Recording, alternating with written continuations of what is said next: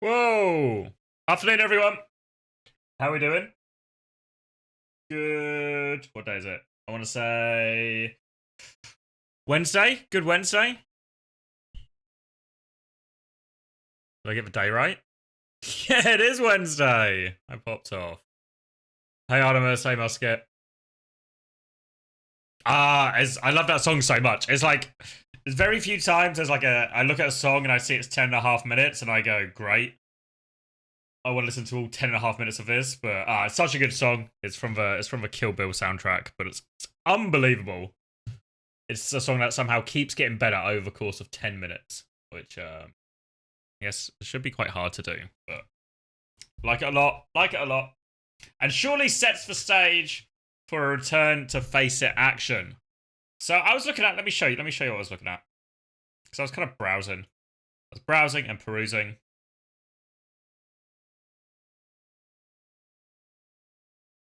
There wasn't a whole not a whole lot has happened. I was looking at the past games and there's nothing's fucking happened in FACEIT. Yeah, we've not missed anything. I thought I'd be coming in with a huge back catalogue of things to figure out and learn and pieces of history, but just nothing. Just nothing, actually. Nothing that much has happened. So I guess, yeah. Tomorrow's APAC games will not be cinema. Next week's ones will be cinema, though. Is that a promise, meme machine? For those who don't know, we'll come back to FACEIT. For those who don't know, I was going to do my first ever co-stream of the Pacific games. I very much stayed away from that part of the world, not for any racist reasons, just mainly for scheduling reasons, mainly scheduling, minorly racism. So the games we got 3 games tomorrow. We got Bleed versus the Goon Squad. Yeah, and we got Teenage Rising versus Cat, which is, I guess, a bit of an unknown to me, really. I think if I remember right, if I can remember these rosters, I actually don't know who's my favorite in that. Actually, we put the House of Lagunas, and then we're gonna get to watch the winner of these two, presumably Bleed, versus the winner of this one. So we'll check that out, and we might start doing it because the way Pacific is scheduled, I think it's gonna happen like. This is like week 1, then this is week 2. So there's not... Well, not week 2, sorry, but like, yeah, week 2. So like, it's actually not that much of it. And it's kind of on a Thursday, and you know, what else am I fucking doing on a Thursday, you know? Anyone got a particularly busy Thursday where they couldn't watch specific games? Not me.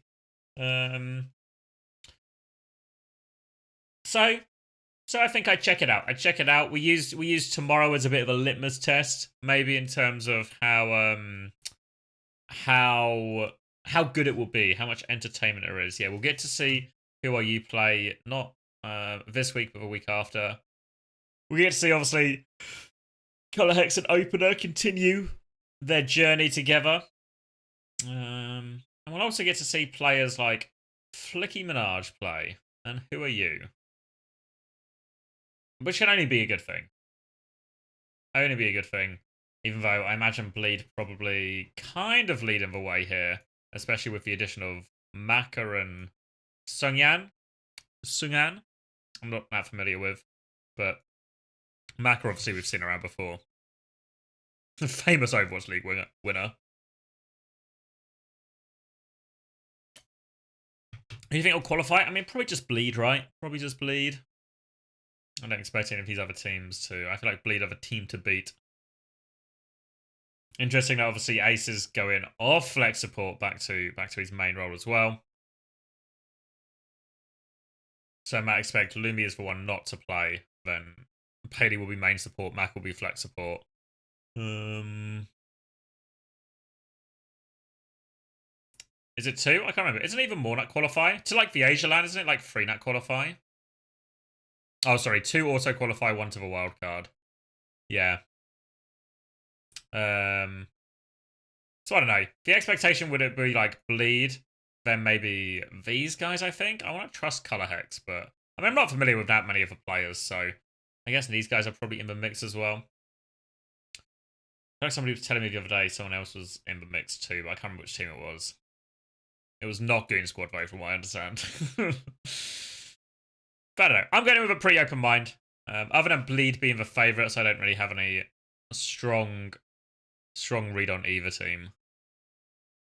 Lots of people want to trust the Goon process. We can trust the Goon process. I can't see it going wrong, honestly. Can't see it going wrong. So we're checking it out tomorrow. Or can I just see what it is? Like, I think if away... So if I'm not mistaken, it's like... So this is week 1, right? This is for 15th. And 22nd, 22nd. And these 22nd too? No. This one's 22nd. So it's like... Week 1. Week 2. 3. And this is also week 3. I'm guessing this is like week 4 or something. And then like... Week 5, something like that. Tomorrow will just be stops. Yeah, we'll find a way to enjoy ourselves, I'm sure of it. Hold on, I'm going to sneeze. Oh, pardon me.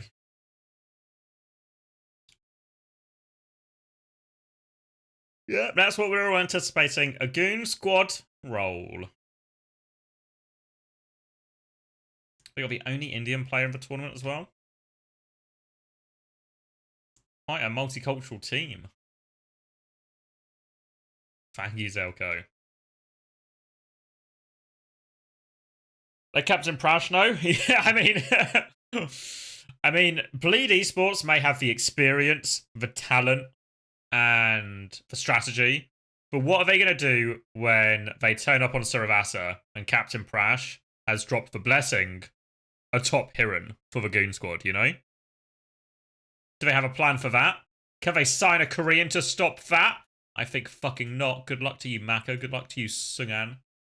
We got no chance. So that one's a prerequisite. And then FACEIT.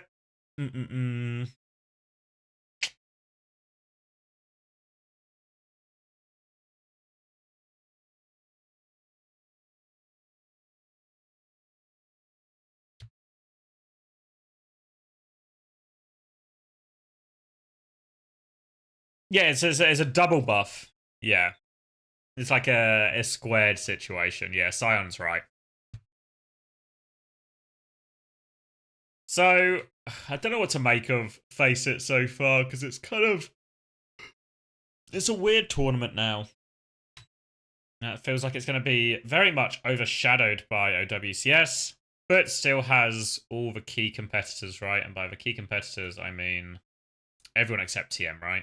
Like EXO are here, SSG are here, VP are here, ENTS are here. And I guess like and Gladiators as well. I mean, I guess like Supershy and New Age kind of force for closest competitors. SSG haven't lost a game. I think they had to forfeit a game, so I don't know if they're actually going to replay it still, or if they're actually going to replay it, or if they're just going to cop now they had a loss. Right? Obviously, when it's actually started 2 weeks ago, which is obviously when a lot of these teams were in Riyadh for the Esports World Cup, so they kind of delayed / cancelled all of their games. But in reality, I think the way it works, I can check the rules. Oh, it's just easier in the overview, actually. Is it top 8 that go through to playoffs again? Did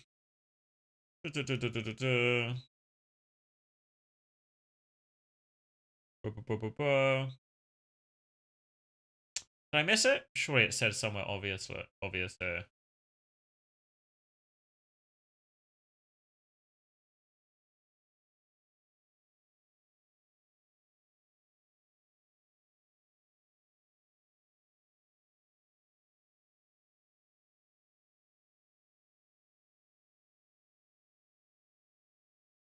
I presume it's top 8. That's what it feels like it would be.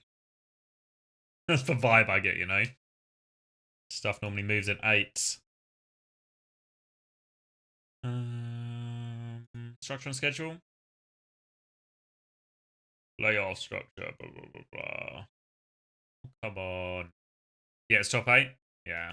I can't find it written down, but I'm going to EXO my way through this one and presume that's how the rules work.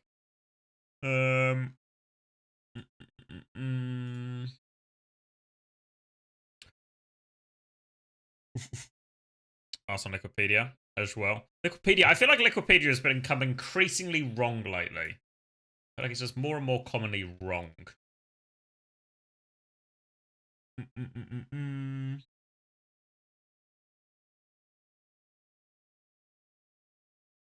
You have the power to change that? I feel like I actually don't, you know. I mean, oh, you mean like technically log in? Yeah, but that doesn't seem like my responsibility, you know. I'm so happy to shirk that responsibility immediately. But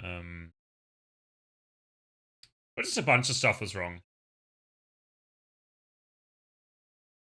Like a lot of the esports World Cup format stuff was incorrect. All that Heesung stuff was wrong. Not major things, but you know, just slightly wrong. All right, sure looks like 8 teams, doesn't it? Sure looks like it.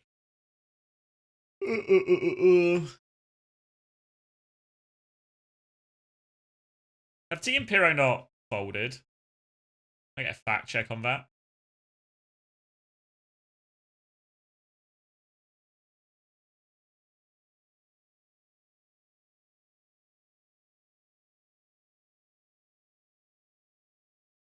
Most of the NA teams out of FACEIT League now? I think so, yeah. I think they're not. I think M80 aren't in it. Toronto aren't in it.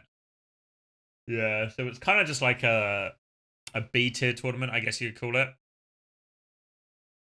Or I guess the difference between S tier and A tier.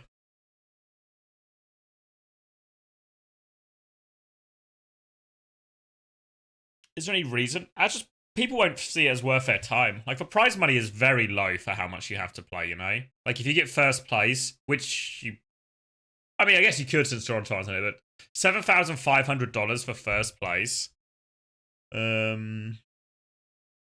It's so many games to play for that amount of money.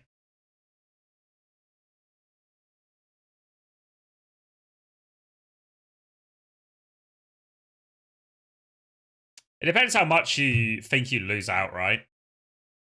Because every time you play one of these games, because it's now a best of 5,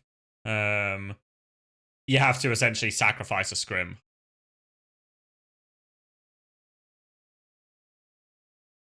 So I mean, obviously for like the smaller teams, yeah, but for Toronto, M80, I don't know. I can see what I mean. Obviously, M80 don't really want to play anyway. M80 probably don't super have a team right now, I guess. But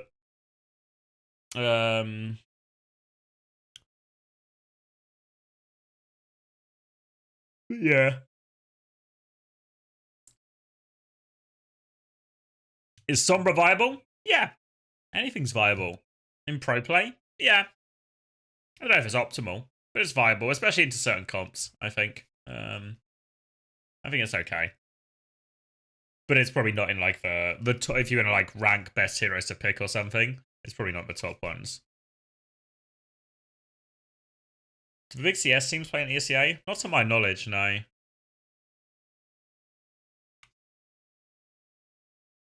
What am I looking at? So who's really the main competitors here? Like I guess TSM's technically still. Citrus Nightmare. Yeah.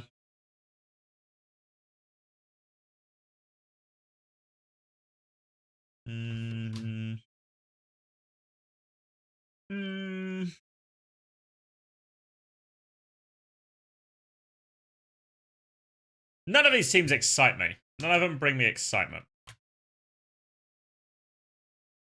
None of them bring me excitement.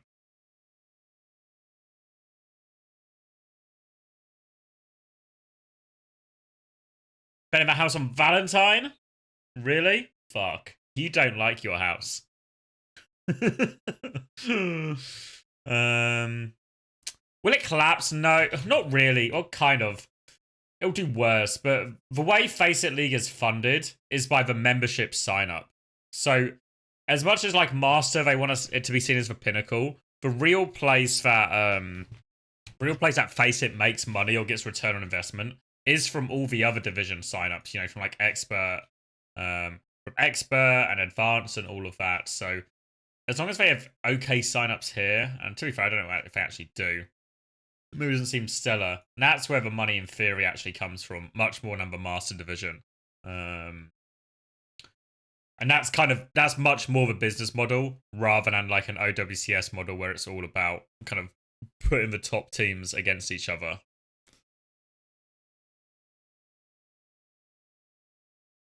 I mean, it has a place, right, Sion, because as much as it's not a lot of money for like for Toronto Defiant, I can see the real argument of like, what's the point in FACEIT League for us? But for all the other teams, I think it is. I think it is really worthwhile, you know, because it's not a lot, but it's something, you know. He's got to piece it together somehow, and if stuff like Toronto actually drop out of it, it's like it's way more viable, right? Like if I ask you who's going to win this North America tournament, it could be anyone really.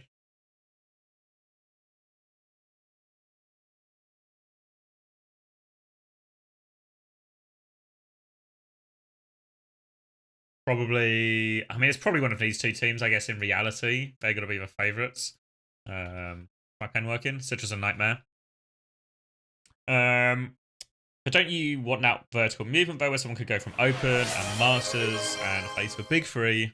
Thank you, Mayrise. I appreciate the 6 months. Yeah, but you can. Why can't they do that, Sion? Still do that, right? No reason you can't start any smaller divisions. If anything, FACEIT sort of forces you to, right? Because you can't auto qualify to master, so you have to go through. You have to go through the tiers a little bit. I can't. Is it? What's the? What's the highest one you can go in at? Is it expert? Can you go automatically into expert, or do you have to grind yourself up no matter what?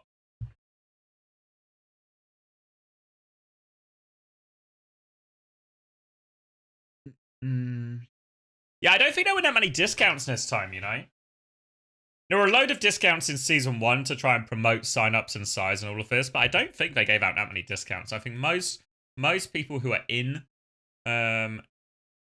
Season 2 paid for Season 2, from what I understand at least.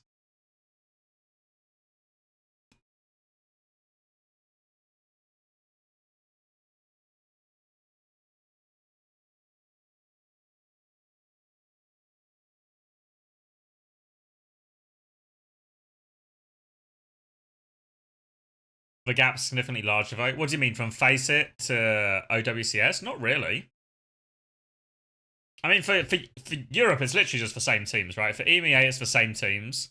And for North America, you're missing what? Toronto, MAT. I mean, maybe in North America, you're missing more, right? But also, in reality, these teams make up, like, you know, your group stage teams anyway, you know? Like Valentine was a top 16 team. I can't remember. I think these are like new rosters, but like a lot of these players are like top 16 players before, you know. So like there might be a gap, right? But only for the top 3 or 4 teams, right?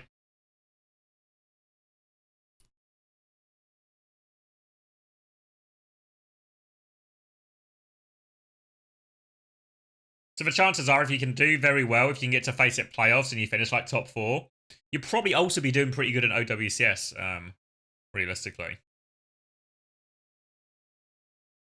Let me boot up my game while we jibber jabber.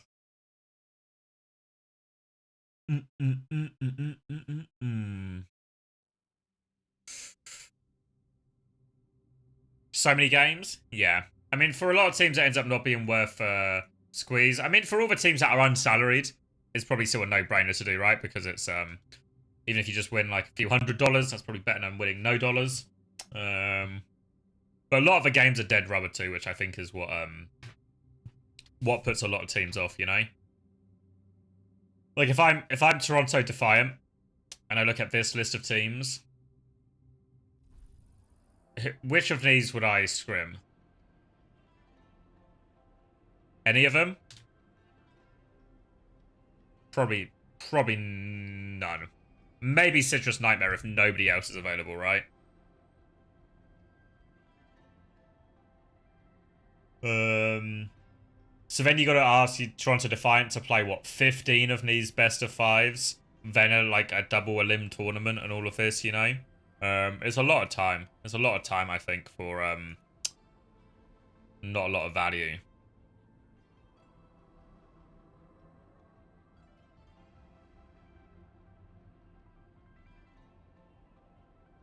Is CM the only big EU team? I think so, yeah. I think, unless you want to count, like, yeah,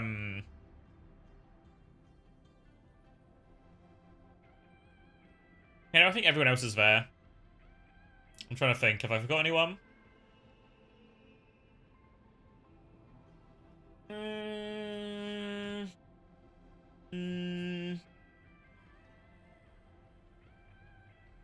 No, yeah, I think it's just TM, right? Do you know if SSG are making roster additions? I don't think so, no. EXO? Do you want me to leak EXO's schedule? No, it's just busy as fuck, right? It's just so fucking busy. So, I won't leak it. But for context, there's 3 weeks on this schedule. And there is a match on every single day except for 5. So 5 out of 21 days, no official. Which is a lot, right? Which is a lot. I can leak it, it's just officials. Okay. I'll leak it.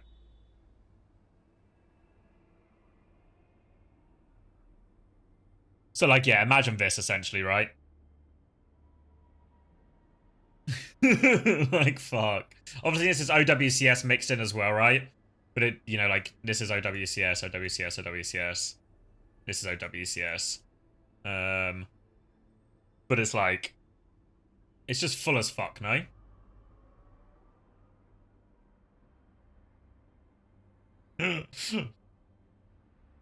So I can see why teams like Toronto Defiant and M80 don't want to fill their schedule when half the teams they're going to be playing are teams they wouldn't even scrim, you know? And I think especially, you look at the teams that have pulled out in both regions, and they're the teams with salaries, right? The salary teams are the ones who decide it's not worth the effort. But if you don't have a salary, maybe a bit easier to convince you it's worth the effort, you know? I mean, to be fair, for all the teams in like the chasing pack, if you're not in one of those top 3 or 4 teams, it probably really is worth the effort, you know?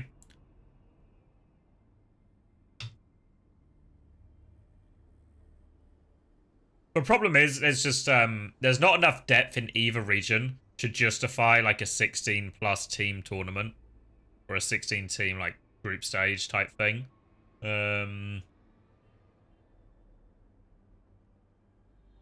It's really only good enough for like probably 8, right? You can probably consistently do 8.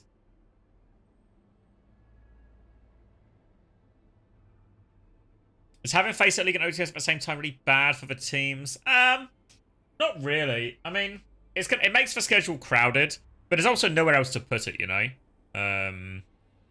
So I don't think it's that bad. It's like a lot of games. I think the problem is less to do with when it is and more to do with like how long it is. But there's this two thing that is, there's these two things that are in competition, right? Is all of the stuff we've just talked about like, oh, we should make it 8 teams, we should make it smaller, we should make it shorter, right? That makes sense if your interest is running an esports tournament focused on the top teams, the elite, however many teams, right? But what if your business model was to get paid membership signups, and therefore, when someone buys a monthly membership, what they're probably hoping for that monthly membership is they get a significant amount of games for their membership, you know? You pay to play pro matches at a good level, competitive to your skill, all of this. What you want is to get a good number of matches per month out of your money. But that's obviously in complete counter to what the pro teams want. Which I think is where the sort of break comes, you know? You look at, like, say, other games, these type of tournaments like FACEIT would only exist for, like, the tier 2 teams, you know? None of the elite teams would enter a tournament like this, you know? It would just be for tier 2 teams to compete, get a little bit of money, see who's the best out of like their tier of competition. But in Overwatch, there's not that much going on, you know? Which is why you get like all the EMEA teams in this one.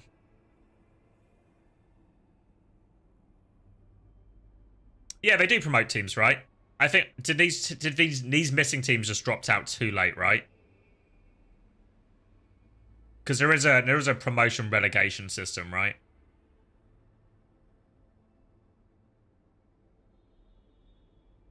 Where are we going? Expert? I guess we need Expert Season 1, actually. Because presumably these are some of the teams. Yeah, like Gambit, a one-man army. Everfrost. These are all the teams we see get moved up, you know?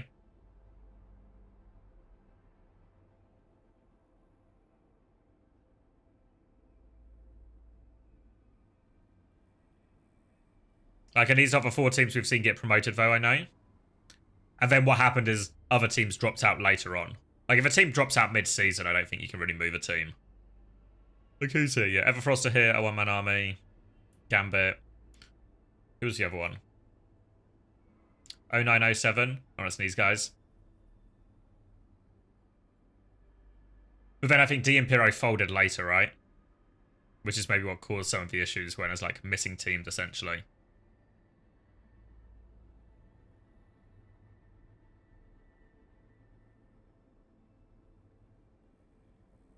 D'Impero are wizards now. They unfolded. What are they called? These ones? Ah, okay. Oh, it's like a half new team. So what, they defaulted a few games, then came back? Click notes. Notes. Quick Esports releases their roster. The roster competes as D'Impero. D'Impero disbands and releases all players. 3 days later, the core of the roster come back together to retain the slot. Cool. Okay. I see. I felt this very much. Like, if anyone has been in my Discord server, there's been a lot of conversation recently about, like, roster moves and all these changes and everything like that. And it all just feels so Mickey Mouse when it's, like, all these kind of roster moves. Like, no offense to any of the teams involved, but, like, all the roster moves at the moment just feel really Mickey Mouse. When it's all these, like, I don't know, like, either just brand orgs or bedroom orgs or whatever you want to call them. All just moving around, shuffling players. It all just sounds like not worth tracking. Just wait and see. Wait and see if any of these teams can even get close to the top 8, you know? Like what, Everfrost have won 3 maps. A one-man army have won 1 match.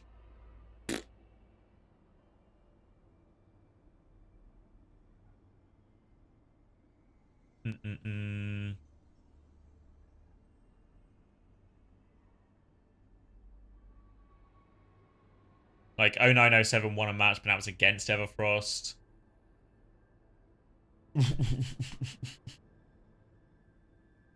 Gambit beat Hypnos.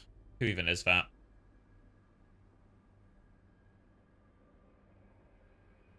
Oh, it's Captain Prash. Oh, it was the Captain Prash MTD team. Oh, okay.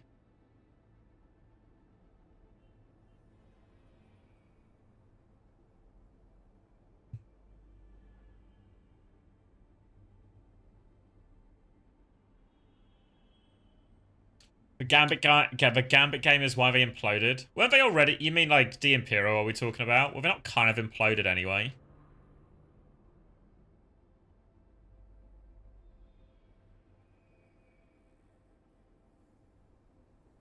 Yeah, I don't know. This is what I mean by it. It's all just like so fragile and flip-floppy. Who gives a fuck, you know what I mean? Like, stick around and make a couple of decent tournament runs.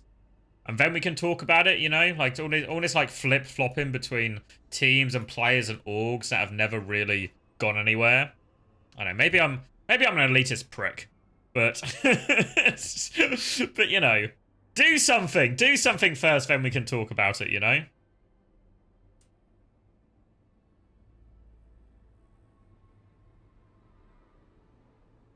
Yeah, Kappa orgs, bedroom orgs, whatever you want to call them, you know? Like, everyone's so focused on the branding and the roster gossip and all of this, you know? Like, just go win some fucking games of Overwatch. You know, you know what the you know what you know what the best fucking marketing is for any kind of sports team or any kind of gaming team? Winning fucking games.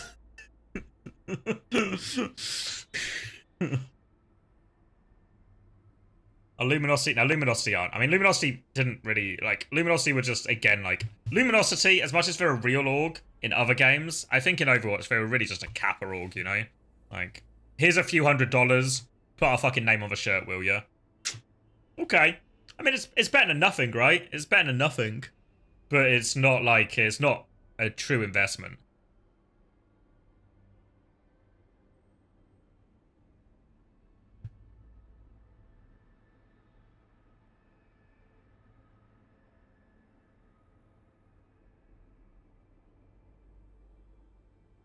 I don't think any orgs will really sign anyone.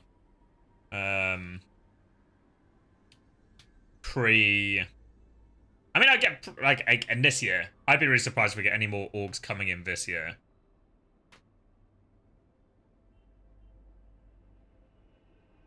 Like, why would any org come in now?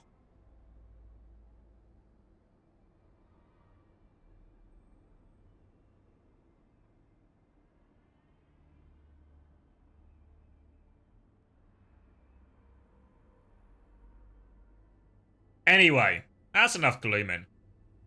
Let's just watch some Overwatch, shall we? And that'll solve all our problems. If we watch enough Overwatch, it'll be okay.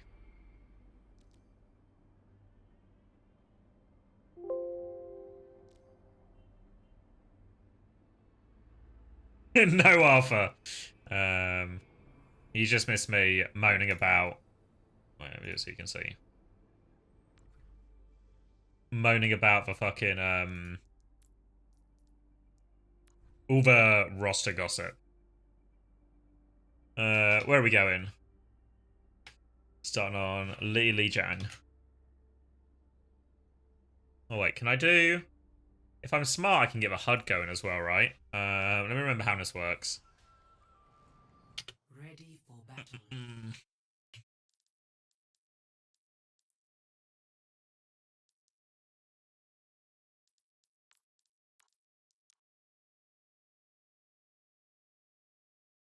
We get Pred going? We certainly cannot. Wait, is this gonna spoil it for you guys? Yeah, maybe if I do this and then you're spoiler free. Hold on. Give me a sec while I try and work this all out.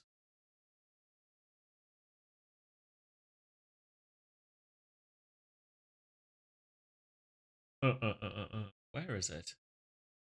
Where is it? There it is.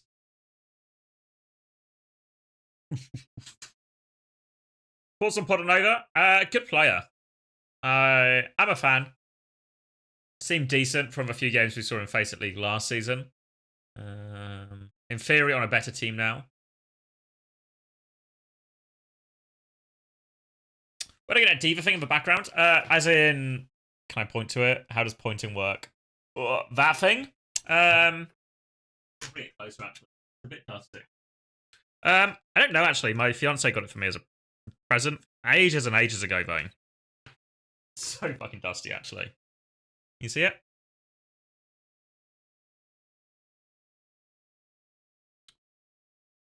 Oh. The dusty shelves. But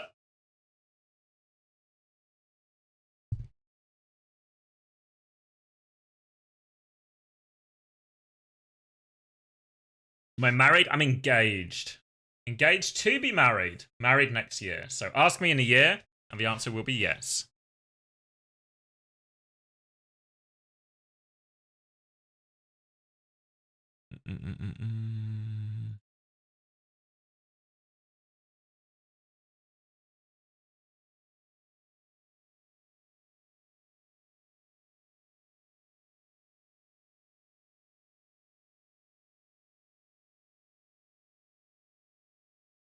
All right, then if I do this, this starts to look for kind of the kind of thing, right?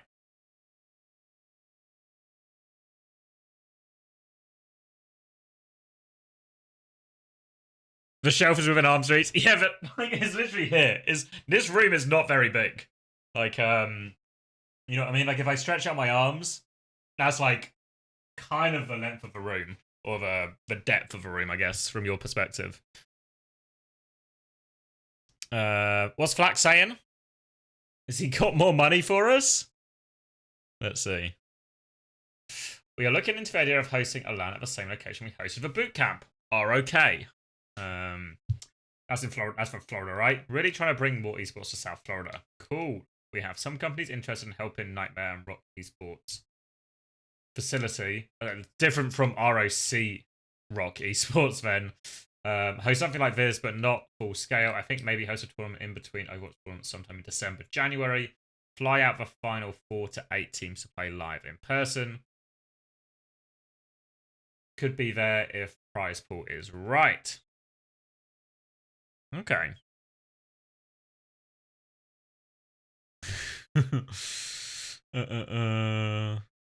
It's just I have great arm reach. Yeah, I mean, if it wasn't for my love of Overwatch, I would have been in the NBA.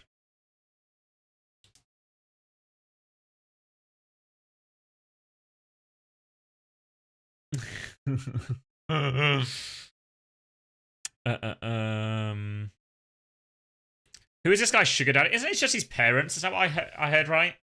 I was thinking this the other day. Should I interview Flack or something? Because I feel like my initial take on all these orgs is extreme skepticism. Extreme skepticism. Skepticism. About one, what's the actual business model? Where's the money coming from? Is it in any way sustainable? Anything like that, you know? And what their intentions are, and maybe also what their I guess their CV looks like in terms of running a business or something. So Flax certainly seems to be someone with the means and a sort of can-do attitude. So I thought it'd be an interesting person to talk to and kind of ask those type of questions on. And maybe he would likewise be interested in the opportunity. Maybe I should just do it, right? I should just reach out.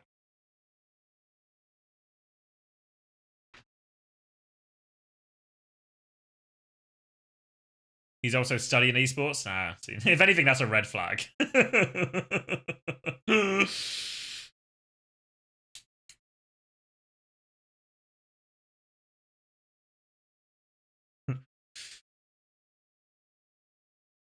Like when, if you met me at university and you found out I was studying media, red flag. Absolute red flag.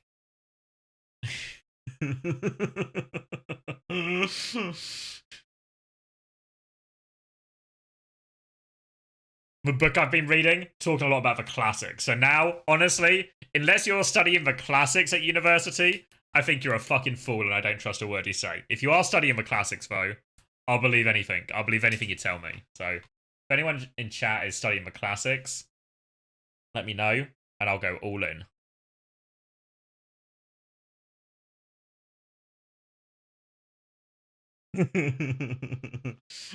All right. How do we want to...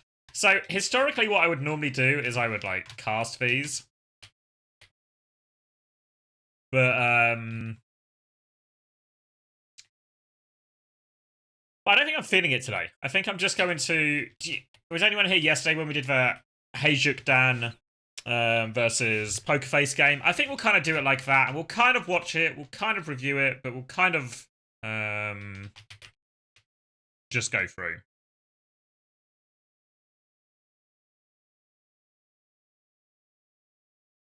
You for driving lessons? Fuck, you could be... Good luck, Artemis. You could be our official driver around Stockholm. You could drive me and Juby and Coleman around, take us to all the bars, be the designated driver. Sounds good to me.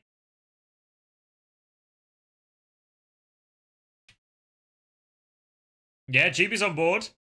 Juby's co-signed it.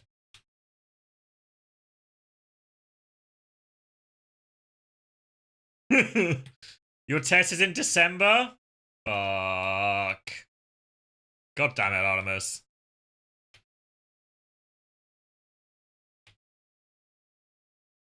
All right, should we do it then? Let's do it. Let's do it. All right. So, Virtus Pro on the right. No changes from Virtus Pro after their pretty successful run at ever so slightly flashback.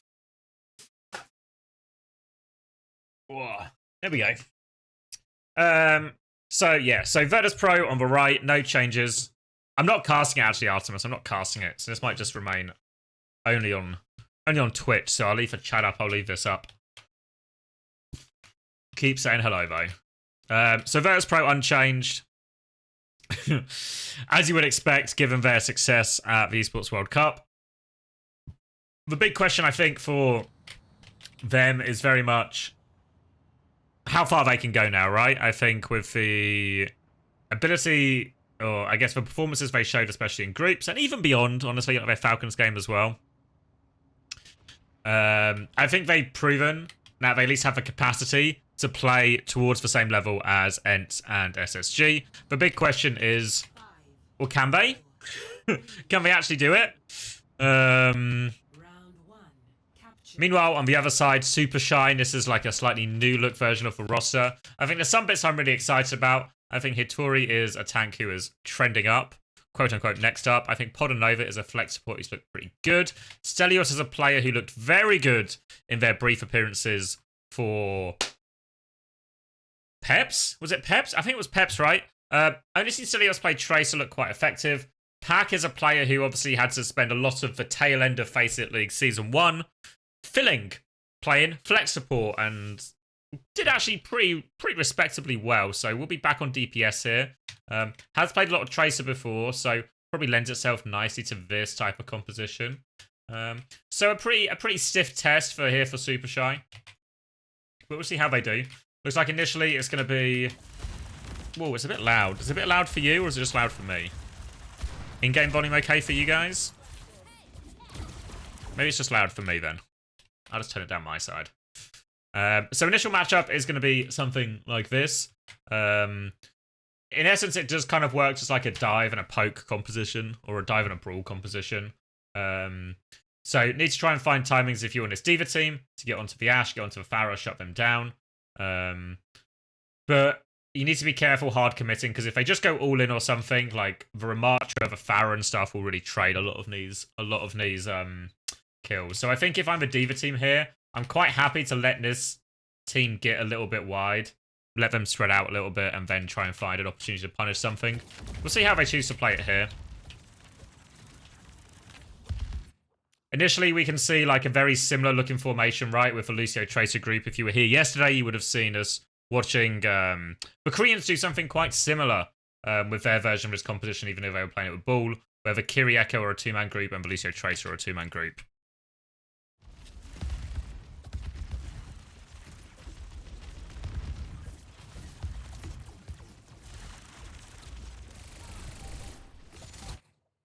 Alright, so slow and steady. You can see, essentially, they're trying to do everything quite step-by-step here, Virtus Pro. Rajaro and Sauna are going to be leading the line. Gala's going to try and pocket them in. And just try and walk into Hitori, walk into this Tracer Lucio. Just try and shut them down a little bit.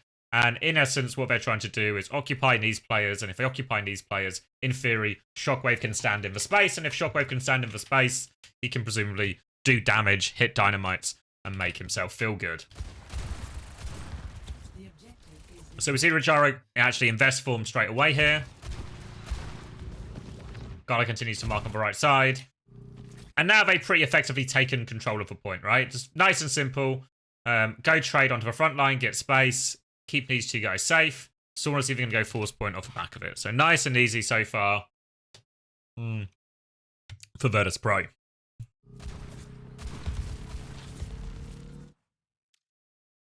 Okay, so now they're going to turn their attention onto Rajaro, and they're going to try and Matrix. Oh, they actually just kill through.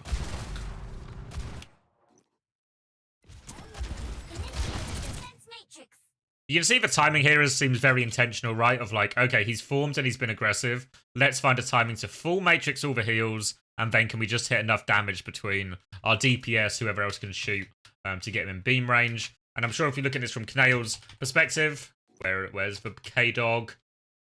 He will be desperate to press his Suzu button. But he has to wait for this Matrix to go. So the challenge here is, can they find an opportunity to kill Rojaro in the length of time the Matrix lasts, right? In the, what is it? It's 3 seconds, right? So can they kill him in those 3 seconds?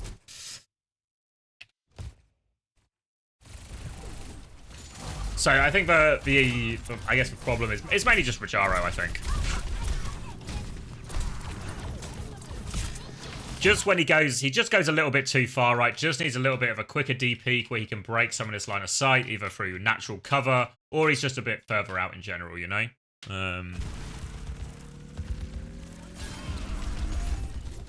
Yeah, I hope Virtus Pro can keep supporting him as well.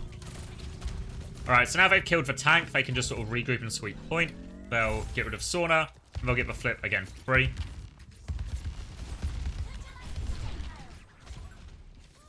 And we'll basically get a bit of a reset here. Don't know how Sauna ends up dying.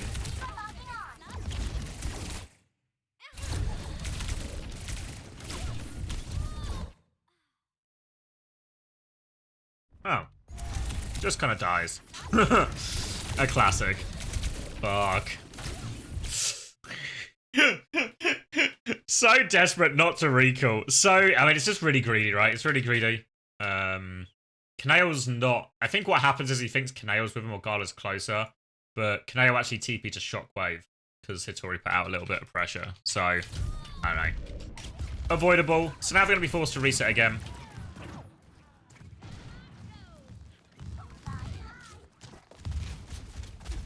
Did he not have shield? I don't think so on the previous one, if that's what you mean. Like where Rojaro died. I don't think so.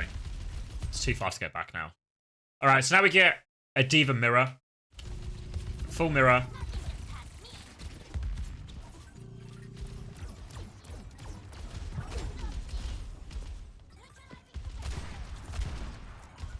Sorry, just kind of conceded a lot of the space here, Supershy.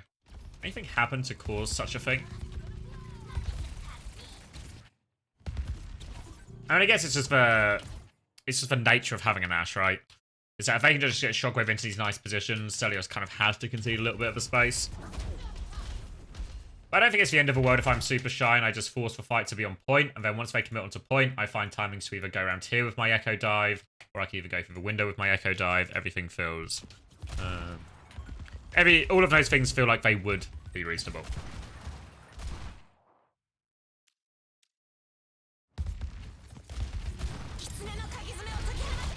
Alright, so now the Kitsune Rush. Looking for the disengage here. It's all just about catching something here.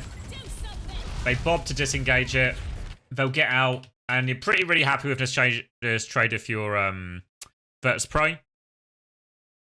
You trade Kiri ult for one of these ults. I don't know if I'm like podding over. The question just becomes like... It's maybe a moment.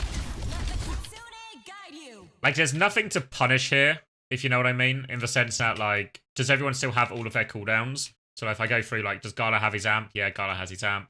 Sauna obviously has recall. Shockwave has coach. Rojaro has fly. Kaneo has both his cooldowns. You know, so when I press this Kiri ult, who are we really trying to get on and punish? Who's the vulnerable person, you know? Like, Rojaro, I think, even still has, like, just, like, a half matrix. Seems really hard to expect to catch someone, essentially, you know? So even though they go, we have both DPS launching for Lucio. Gala's going to get out, and they have Matrix, they have Suzu, and they even defensively bob, you know? So I think there's just, like, no need to go this soon if you're Supershy.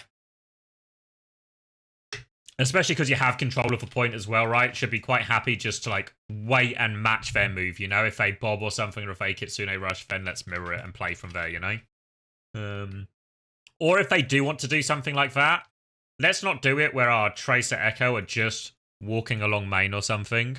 Let's do it where maybe there's some kind of like our Echo's going over the top or something. Something like a more powerful or better set up hit.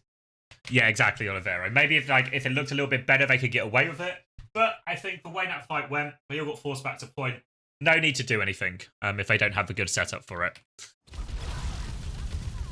Obviously, Pac's going to go and miss the Pulse Bomb attempt as well.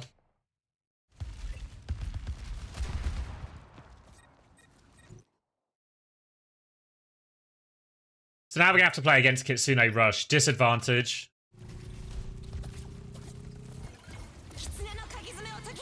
Right, Kitsune Rush comes through. Pack will get chased out. They're going to beat back. Again, it just seems a little bit of like just a slight disconnect here, right?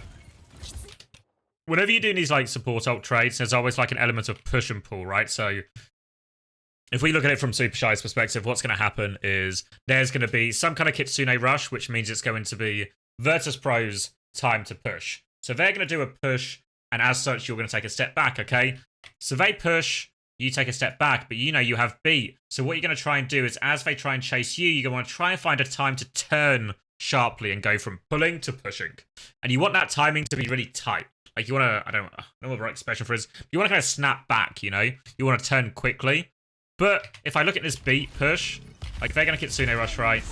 Now we're going to beat push. This is our timing to be like, all right, these boys have walked forward trying to get Kitsune Rush value. Let's now turn on them. Let's turn on them aggressively with beat. But it doesn't quite feel that aggressive, if you know what I mean.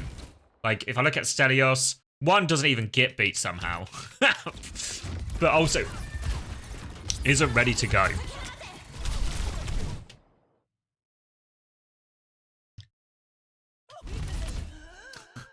A bit of like an anti-timing not to go, not to get it, you know? But what that actually means in reality is Hitori is now trying to do the repush, but I mean, it's just not a scary repush at all, right? Not a scary repush at all. Saunders maybe going to have his recall forces the most, yeah.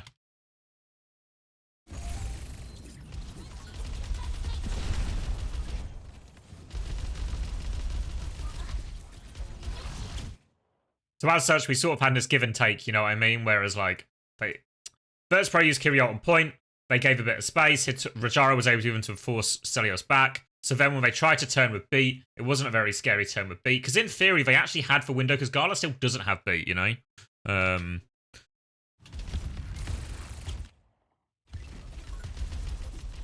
So they've kind of, yeah, really just a bit poor from Supershy. Both their support ult pushes haven't looked very scary. This is something Falcons do very well. Like, as much as I know a lot of people will like to, you know, shit on Chio, DM him racial abuse, or tell him to kill himself because he's not good at Lucio anymore, I actually think Falcons beat pushes are some of the best still. I think like Chio's got a really good read on when he can beat push and how to use beat really aggressively and really positively. Okay, so now walking up, Supershy. What are you guys yapping about? Supershy have the Echo copy, but they're going into beat here. So realistically, if you're Supershy, you maybe just want to go with copy, be ready for them to beat in and be ready to kite with it, right? So probably a copy diva is the order of the day from Stelios.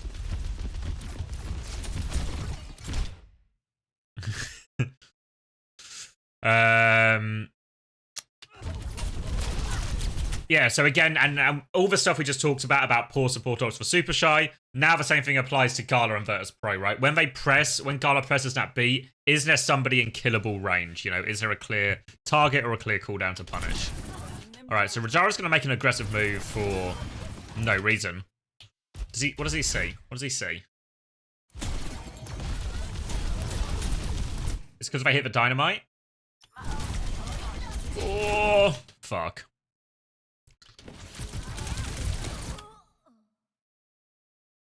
Alright, so they hit the dynamite. I guess Rajaro thinks he can maybe get a bit of a one-bop, but it's actually him who gets one-bopped, which now means there's like an interesting decision for Virtus.pro in terms of do they stay and turn with beat? You know, if they have control of a point. Like, I think if I'm Virtus.pro here, I'd say, yeah, like, let's go with beat. Rajaro will come back. We can try and weather this storm.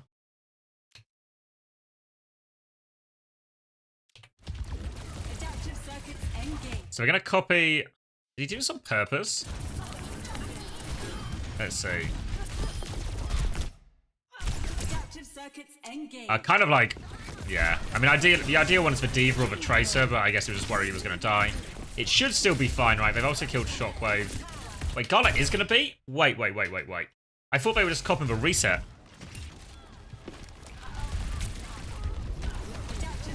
Alright, so he forced the copy. Oh, yeah, it's just not in time. They can now force the Kiri out. They force both Kiri cooldowns. Sauna's dead, though. copy Kitsune Rush. Yeah.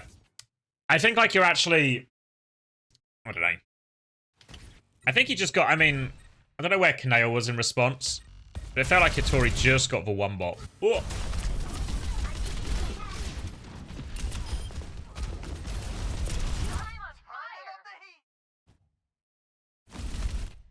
Yeah, they just hit him at... They just, like, hit him at the same time, right? Kaneo was slightly split, like, the wrong side of him. Kaneo... Yeah, doesn't have Suzu. I presume we tried to Suzu to save our... Yeah, we tried to Suzu to save our D.Va, so we don't have Suzu now for, like, the next push. They both shift onto my guy, and before I even realize he's in trouble, he's fucking... He's evaporated. And then we're gonna beat as well.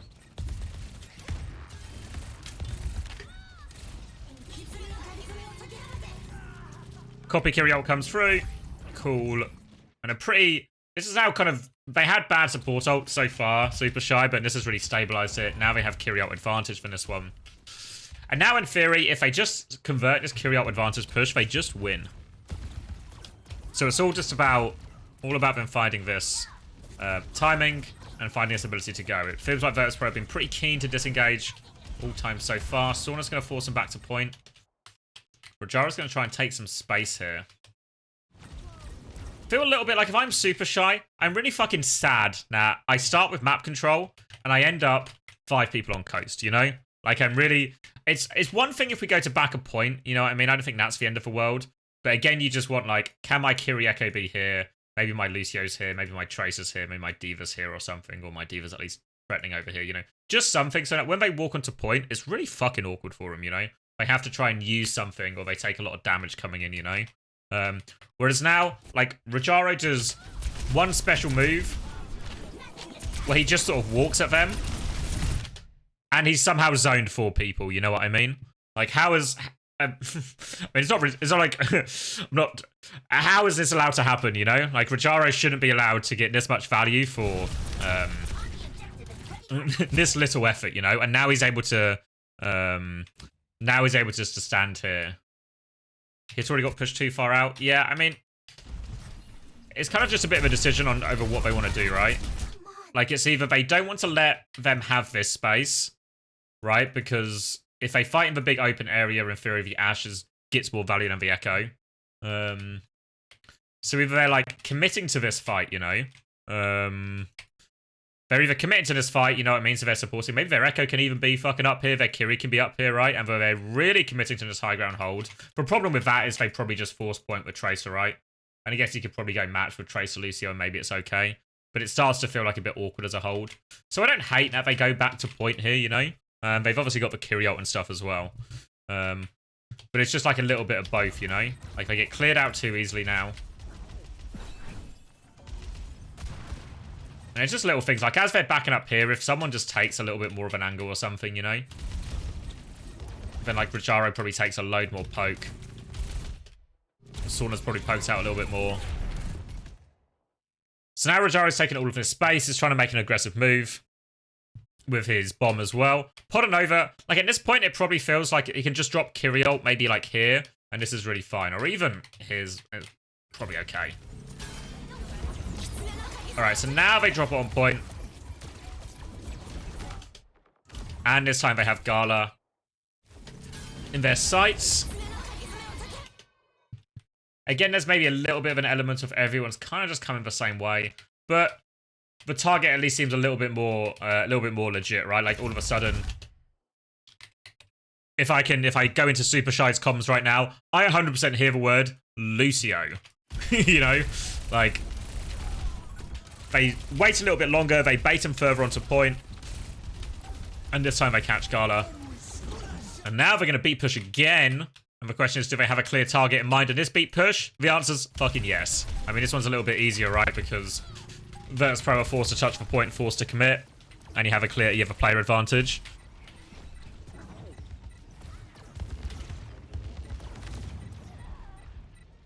But yeah, alright, Supershy on top in this first round. I don't think anything super special happened. I think maybe a couple of mistakes from Rajaro in this one, right? A couple of mistakes from Rajaro. Probably, yeah, a mistake from Gala on the beat, really. Even though it was sort of like, it's a mistake that was compounded by Rajaro's opening mistake. So, yeah. And then just better support ults in the end to finish it. From Podanova and Sobek. Alright. So, Garden. Alright, more of this mirror. Except, obviously, the Ashe versus the Echo.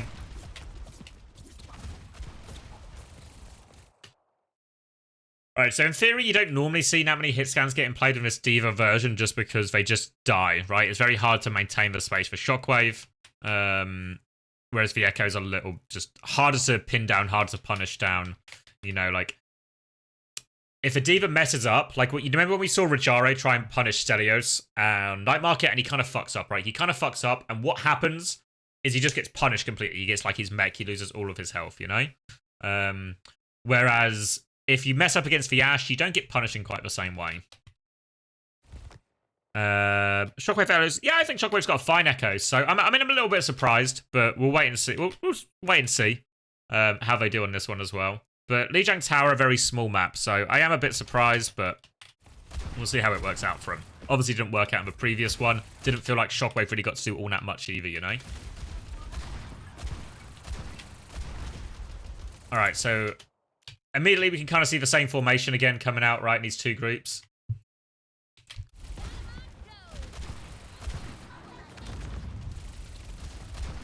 Sorna and Rajaro. Okay. I guess this is like, this is the idea though, right? Like, if you can give the Ashe time and space, you will just win these, like, mid-range fights.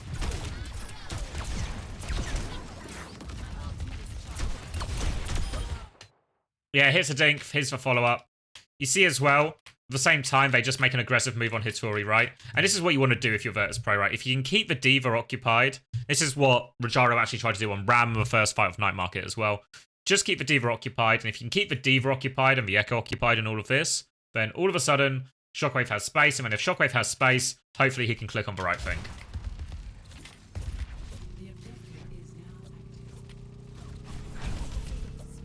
What you'd really like, in theory, is when something like this happens to Hitori, is obviously that's going to pull a certain amount of your peeling, your, like, healing and stuff. What you really want is, like, can my Lucio Tracer punish on this timing, you know? Can my Echo punish on this timing? So, to be that, I'm probably, like, too late on this screen, but, like, there's maybe a bit here. Like, Hitori's going to shift, right? And they're sort of asking the question, Virtus Pro, can we go, can we go, can we go?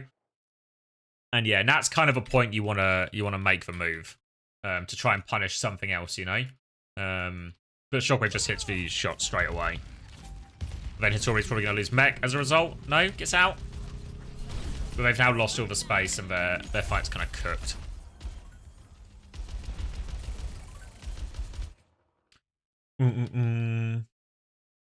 Yeah, we're watching Pacific tomorrow.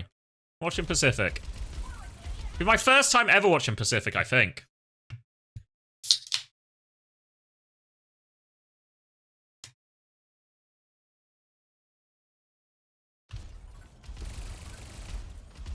It'll be a litmus test. How good it is, and if we'll keep watching it.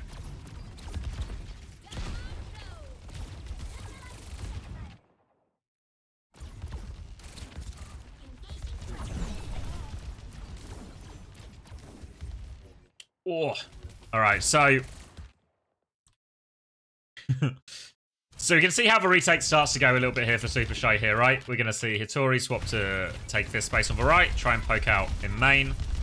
Stelios gets kind of chunked. Now we see Hitori. It's like a half health attempt, like just lost all her armor. So I don't know if she can slow this down a little bit. She's going to try and make this aggressive move onto Shockwave. Shockwave is going to manage to find the coach timing around Matrix. But then Stelios is going to try and make an aggressive move. But if I look at this from Stelios' point of view, it's just like... my impression is Stelios is trying to kill the Ashe, right? But we're just like trying to downtown it. I don't know if there's like another version of this. Is one, can Hitori just keep her health a little bit more? Or can we get her more health before she commits to this? Can we just do something a little bit softer? Like some kind of like drive-by, you know what I mean? Just boop and pressure the Ashe. And then can we just find maybe maybe the timing for Celios isn't like trying to downtown this target, but it's just, can we just punish this D.Va, right? I imagine in theory, if Rajara does this move and my Echo peaks at the same time, like the back of the D.Va is I realize now as I'm saying it, but we always used to talk about D.Va backshots on London, and like this is the juiciest part of the D.Va and the best way to kill her. So if you can ever get the D.Va to turn, we used to call it mosquito theory. But if you can get the D.Va to turn and expose her rear, then that's when you can do serious damage. I'm gonna move on now. I think you will get it.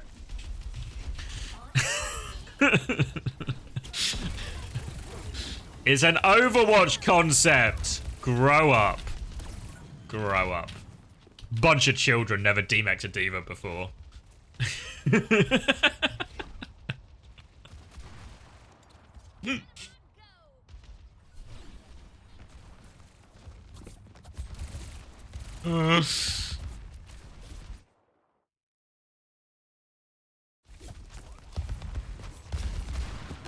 Alright, so they're holding outrageously close here. Hitori is also going to go onto the Winston. So generally, not to bring up the D.Va again and set everyone off, but generally as Winston, you actually want to play quite a lot through the D.Va here.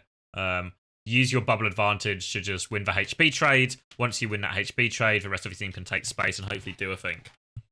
Obviously, you can find a time to go on the Ashe, that's really fine too, but we're actually going to go super early with Bob. Just a bubble and run away. Oh! Sobek is not running away from that one. Alright. Like, catch him early. This is something Virtus Pro have done increasingly, right? And this is like... Crazy Raccoon are probably the team you associate with these kind of forward holds, but Virtus Pro do it a lot as well.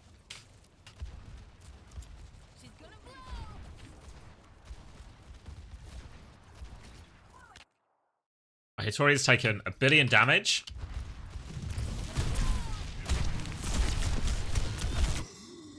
Yeah, it just feels a little bit surprised that they're still close, but they're certainly still close. Now we're going to Kitsune Rush and spawn. Virtus Pro have really just... They're really fucking going, you know? We're going to beat back here. It's a miscommunication, right? Because I think when they do this, there's a real argument that we just go back into spawn. Which I think seems to be, obviously, that's what Hitori's thinking as well. But Sobek is not thinking this. Sobek is,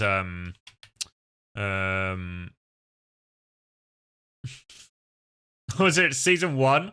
Wait, let me turn it off. It's the, I have a scene for FACEIT. Let me turn it off. Where is it? There's probably an updated one now, right? Let me see. I'll get it updated for you guys. Don't you worry. I know how worried you are about us having the wrong graphic. Which one do we want? There's a white one and there's a black one.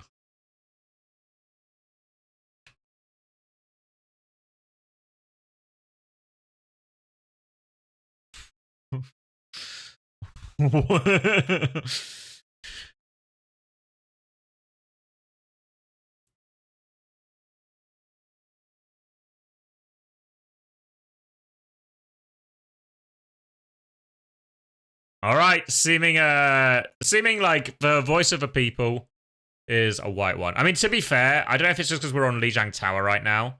But I think the white one will look better. It's a bit small, no? Bit small. There we go. Like that? Does that line up if I do this? Bit big, maybe?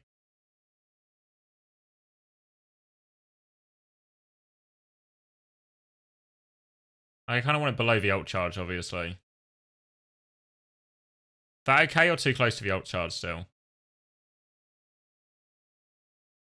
I just need to get it central.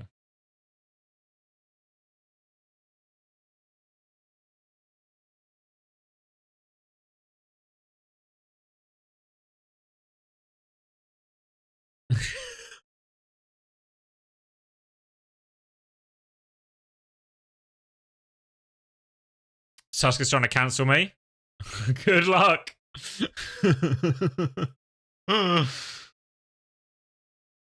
What do we think? I need actual aesthetic. What's the aesthetic here?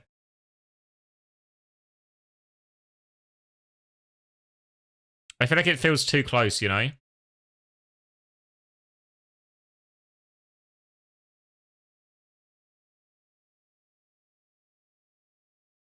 Where'd I put it? Here.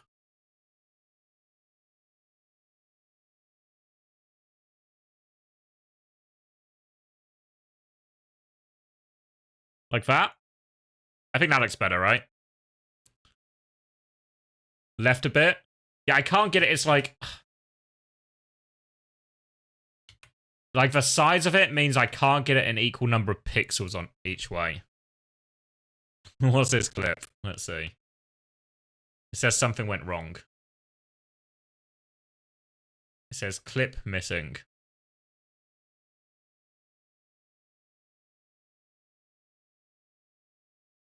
Unfortunately, I can't see the clip, so I guess I'm not cancelled. I've outsmarted it. It's actually uncancelable. Nice try, Tusk! But I'm bulletproof.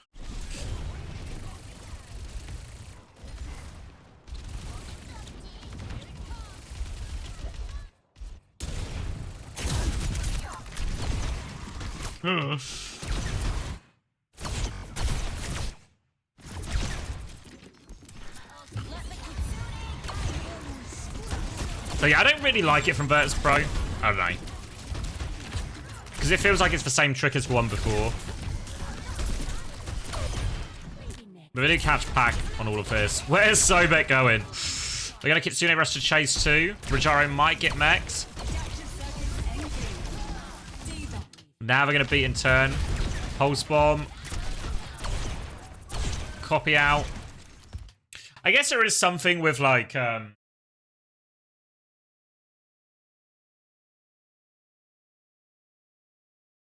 With some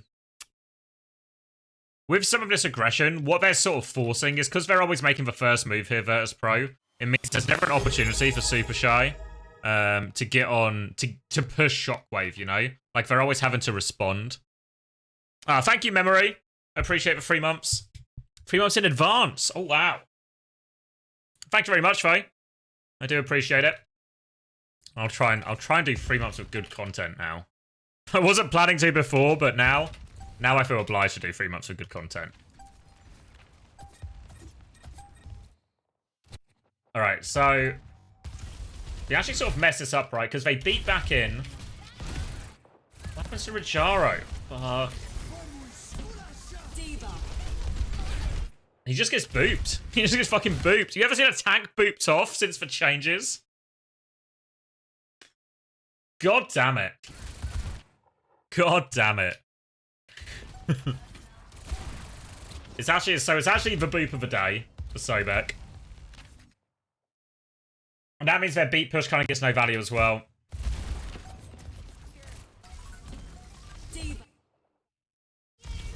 Again, I sort of wonder if they need to beat back here so quickly. I guess they want to really... I don't know. Like, I feel like everything's kind of under control, you know?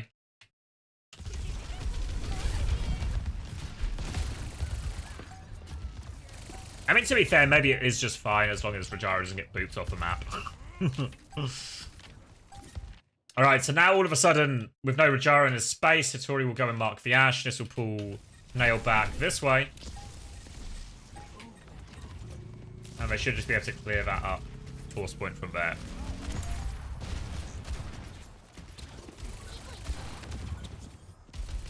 Alright, gonna try and walk up. Hattori has Primal now to go. Pressure onto Shockwave.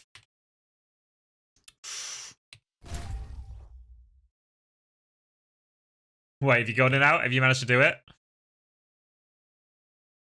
Let's see. But I think the white one will look better. It's a bit small. But I think the white one will look better.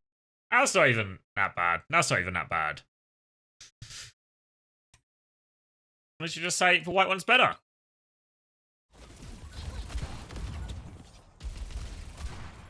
You guys are so sensitive.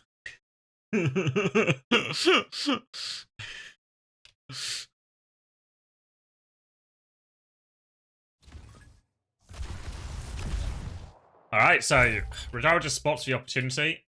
This time connects on the aggression. No sticks. Let's put it over just slow on the Suzu. Yeah, just slow on the Suzu. The Diva Mosquito one was way worse. Come on, Sauna. That's how you deal. It was such an important part of how we beat Diva. Maybe it was in Season 5, actually, so you weren't there. Was it Season 5? Yeah, I think it might have been Season 5, Mosquito Theory. Alright, so Rajara just gets that one. So I guess everyone's going to start forcing point now, the 3-man squad. Hitori's going to have to try and kill with his Primal. Should be able to kill with his Primal, though. Putting over doubles down to go aggressive. Is it the right choice? Oh, that's maybe the only choice. I'm here.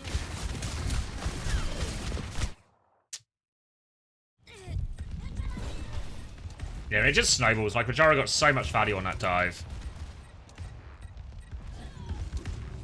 It already gets 1, 2. Oh, we got fucking arms.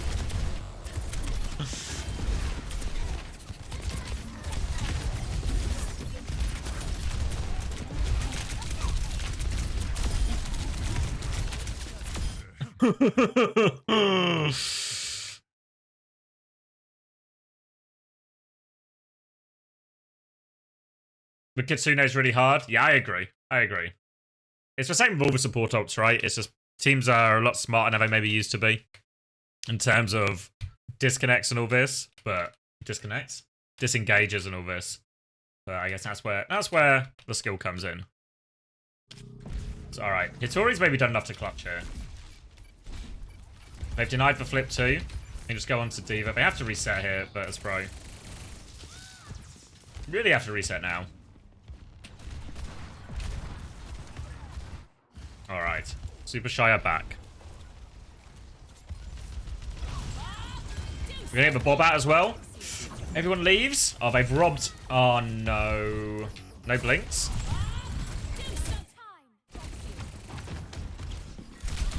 Oh. I was just about to press the button. Fuck. It's probably still okay. They're gonna have beat soon. I think you hold close now if you're super shy. And like, if the Ashe walks up or if someone gets too close, beat.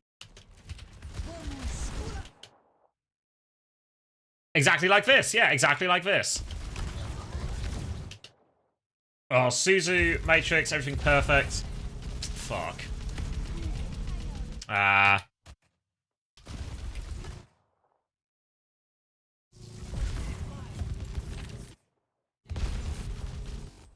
Seems reasonable, to be fair. They have everyone in. Shockwave is so close, you know. It'd be nice if Hitori could get deeper, right? And then drop the bubble here or something. We don't even have bubble yet. We're like 1 second off bubble.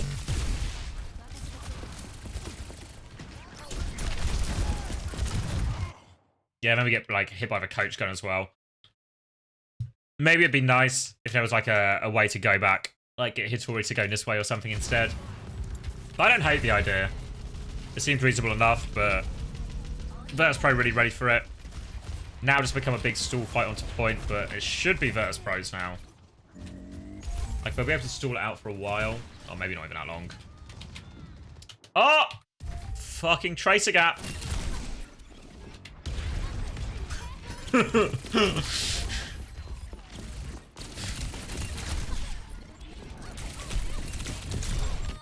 Fuck. No recall. Fucking exposed. Alright.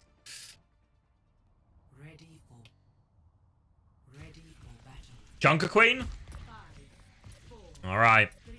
We saw the Korean team doing this as well, right? I'm gonna say the name wrong again. Hejuk Dan. The Pirate Boys. Agency Kaneo's like playing Kiri with this as well. I would think the BAP is better with these sort of things. But I guess we'll wait and see. It's a pretty, I guess it's a pretty simple comp, right? This team is going to try and go, and if they can kill the Ashe, they can kill the Kiri. They can probably go from there. Up to Richaro and Sauna to trade the damage. And Shockwave to live as long as possible. Alright, Celius will burrow.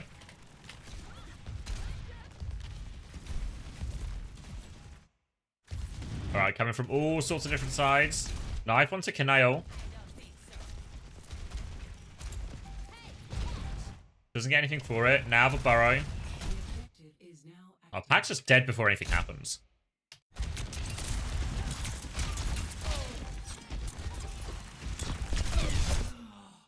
Fuck. Yeah, just timing off, right? Like his Tori's just not moved. Yeah, Pack just goes first. And it's not the end of the world if Pack goes first, but it is if he takes 1 billion damage, you know? I think, can let the Venture try and take a little bit more attention here. So we're going to double down anyway. Shockwave still dies. Susie onto Stelios. Trying to save him. They are saving him. Fuck, what's happened to Sauna? Is he getting run down by a Lucio?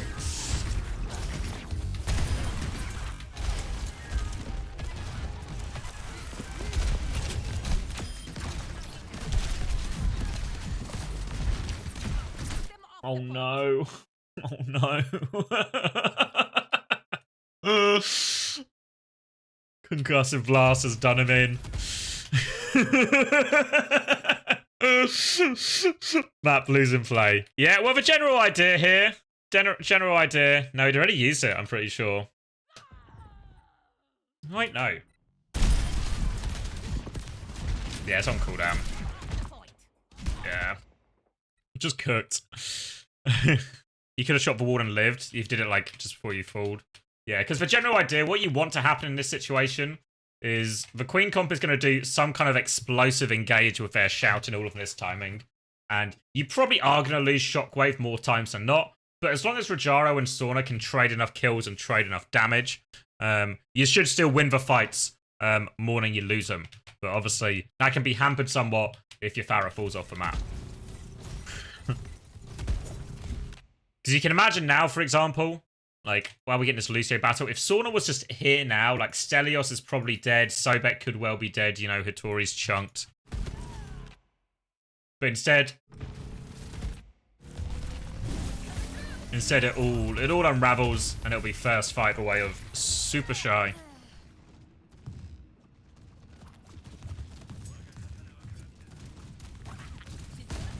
Alright, so not the cleanest first engage. Alright, Celia's gonna go again. Pack again has lost a decent amount. Pack's just so low before any of this happens, you know?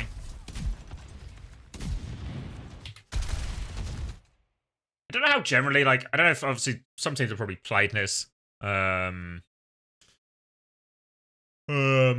this more. But I feel like the Venture goes first, and then like your Lucio Genji is kind of a group, and then your Kiri can just kind of be on her own angle. Ready just to Suzu like for Venture probably. And your Queen can be probably kind of independent as well, you know? I feel like that's kind of what you want. Whereas it feels like, I don't know, they've got like their backline with their Queen, which maybe isn't the worst, but it just means Pack's low before all of these.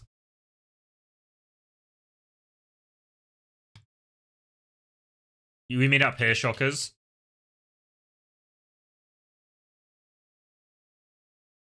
Or do you mean just like the coast one?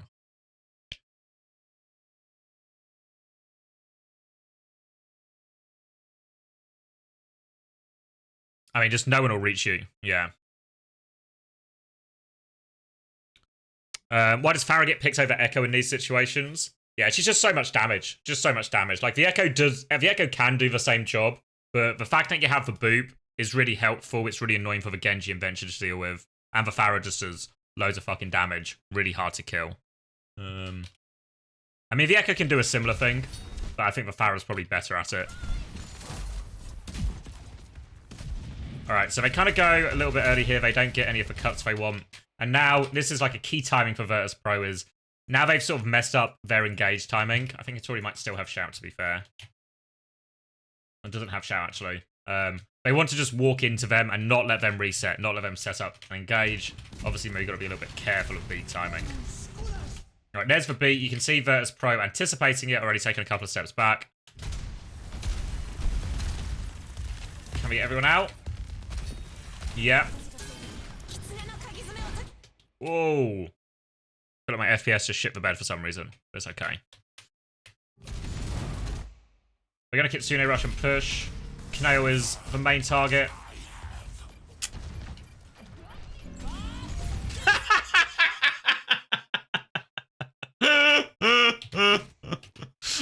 Oh.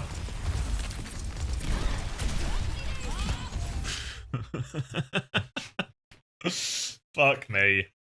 No way the DPS keep falling off the map on Control Center.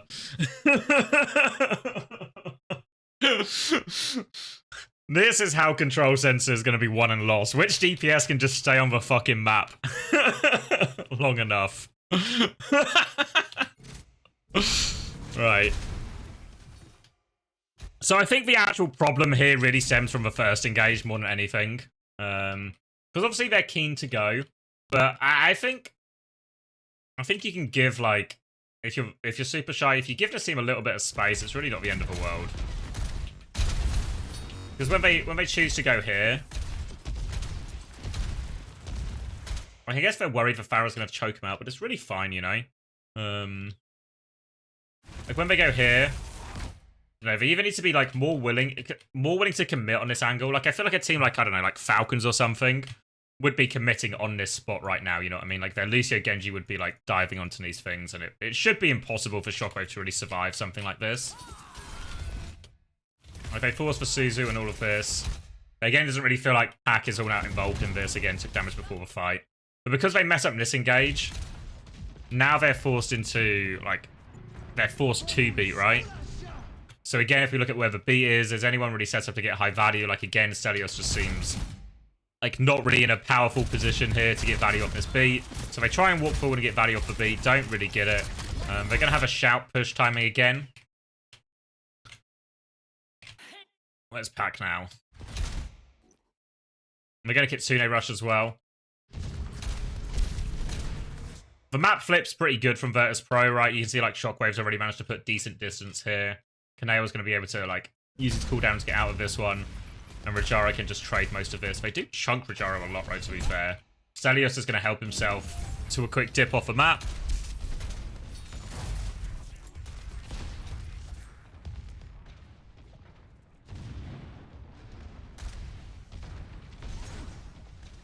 Yeah, no, I just feel like with some of these ones where you want to like turn with B or you want to keep going with Kitsune Rush, they either need to be like super catchable, or if there's a way for you to get someone to get a slightly better engage. Because at the moment it feels like Virtus Pro are able just to keep everything in front of them, which is where they want it. If you can keep the other team in front of you, you're probably okay. You know, like I feel like Shockwave's life should have been harder so far in this map. So now, Rampage, but Gala has beat for it. So you probably... There's two ways to go if you're Supershy. You either Blade, try and force one of the support ults, and then Rampage to try and finish it. But it's a very healthy ult bank here. For Virtus Pro to deal with everything. They're going to barrage early as well. Pac's deflecting. Not quite in time. They actually beat with it as well. Yeah, Pac just can't quite line it up. So Hattori dies. They do use beat for it too. I guess he was really worried. Really worried. Like, someone was gonna die. I presume they have Suzu and stuff for it as well, right?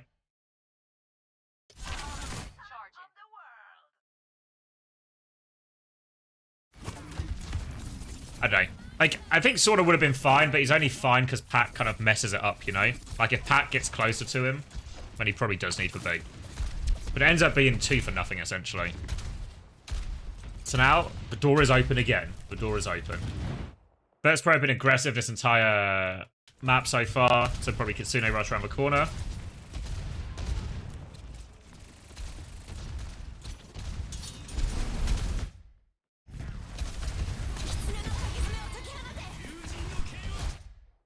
Choose to fight here. Could go backwards if they want. They've killed Shockwave before anything has happened. Just help Pack and they're okay. Oh. Canal manages to get the trade.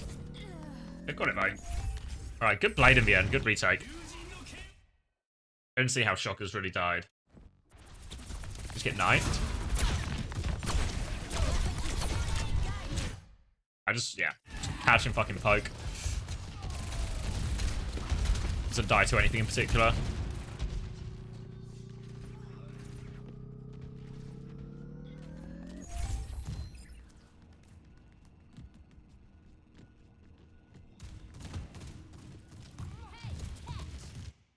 Alright, coming back in now. Still have this rampage. Nearly have a beat. Nearly have Kitsune Rush. This is actually... You've won the map if you convert your ults here. Now if you're super shy. Stelios now on Tracer as well, and Pack is on Cass.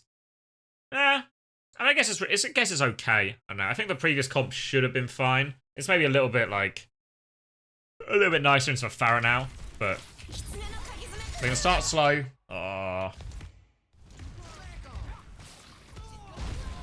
They get one back with the Kitsune Rush, so it ends up okay.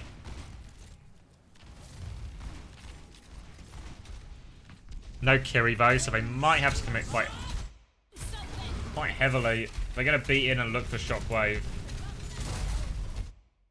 Stelios hits it. Yeah, I mean, it's not a good beat, I think. I think it's too early.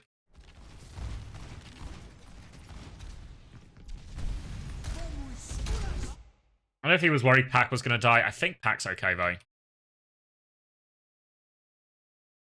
Look, Gala's POV. Oh, where is he?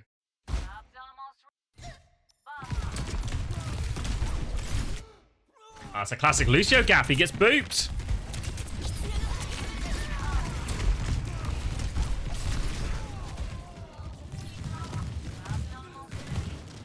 Let's see. Surely he wouldn't die again.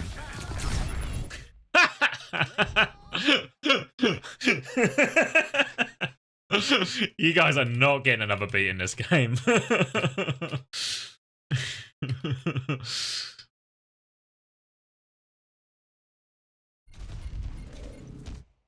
All right. It's actually such a weird. I feel like I imagine Gara raged after this one, but it's actually so ridiculous, right? That during their beat push, Stelios is available to pulse him in spawn. Like, that's got to be so unlikely. It's got to be so unlikely that the Tracer is going to pulse you in spawn while the enemy is beat pushing. Alright, then the Rampage is not good.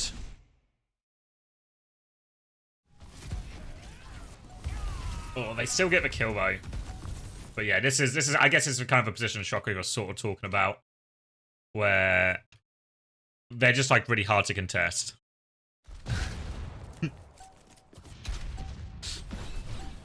You were vibing with music, and I'm on your side on this one, Gala. Like, why was he there? They're beat pushing on point. Why is the Tracer in the spawn door? I guess unpredictable. Alright, Pack's gonna try and find a timing push.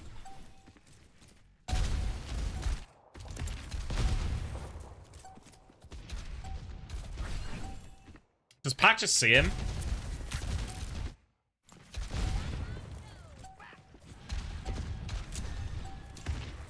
How does he know he's here? Someone ping it.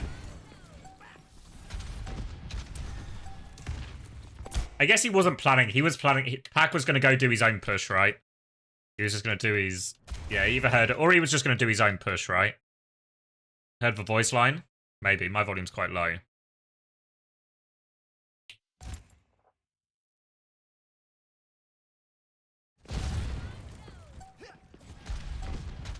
Oh, like the dynamite. Yeah, she says like dynamite go when she's like here.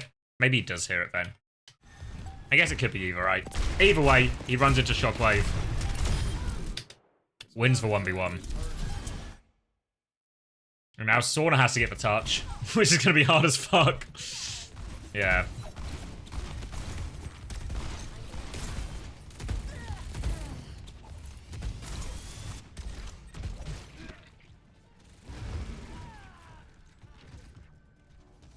Alright, they win first map. Fuck.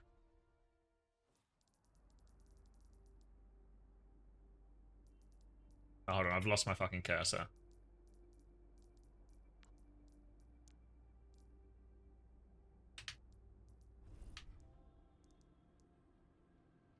There we go. Let me update that.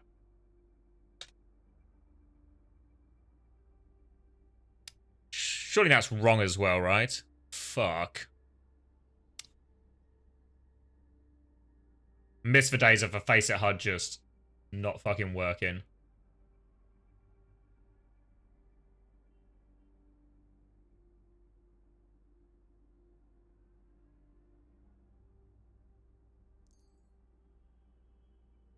Oh well, I'll just turn it off. Fuck you then. We'll see if it works after this map. I can hold.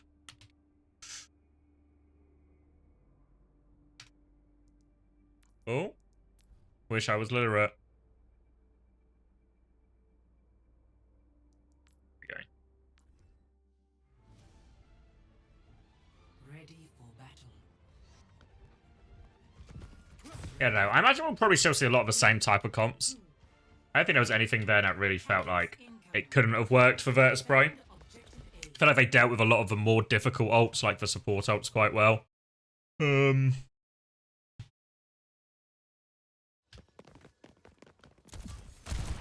Alright. It's probably going to be a similar looking type of matchup. Different heroes very much for Virtus Pro, but they're playing into the same comp, so a lot of the same things apply. A lot of the normal ways that Virtus Pro's comp wants to play, where Gala can support himself in one position, and Shockwave can occupy another, and Rajara can occupy another, and all of this is a lot harder at this comp, so they have to play a little bit closer in terms of everyone's peel range. And this, in theory, the Kitsune Rush for B should be super hard to deal with.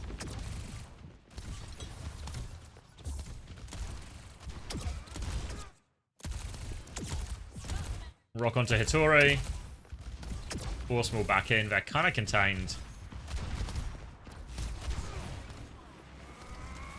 Stelios on its angle against Rajara just being annoying.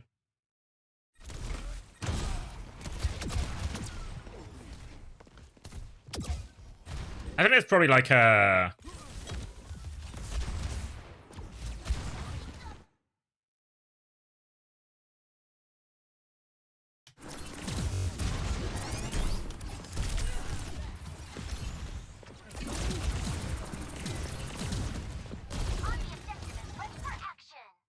Is Zoro? Oh yeah, Zoro's still on the team. It's just a double flex world right now. Double flex DPS world right now. It's probably just like an anti-timing. This seems to keep happening with Stelios, where he's just slightly out of sync with what the rest of the team is doing. I don't know if it's like everyone else not waiting for him, or he's not waiting for everyone else. But this moment here where is it?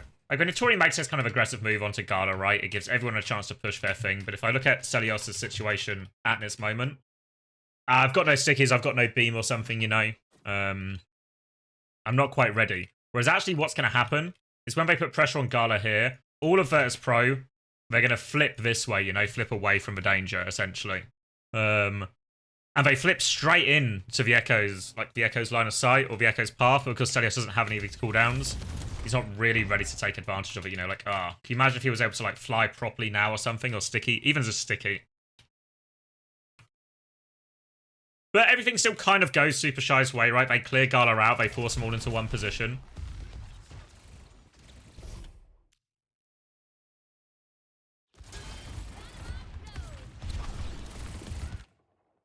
Alright, so they kind of regroup here.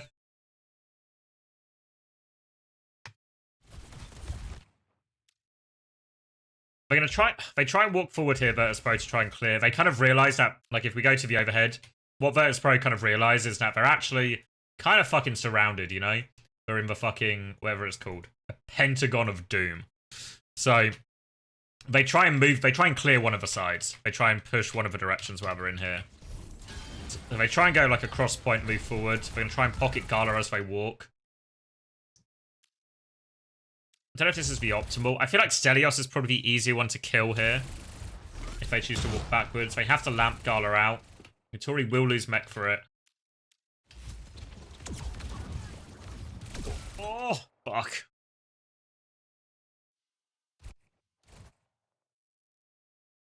There's probably a timing here.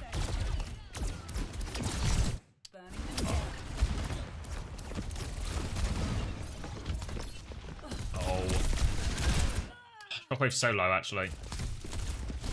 Oh.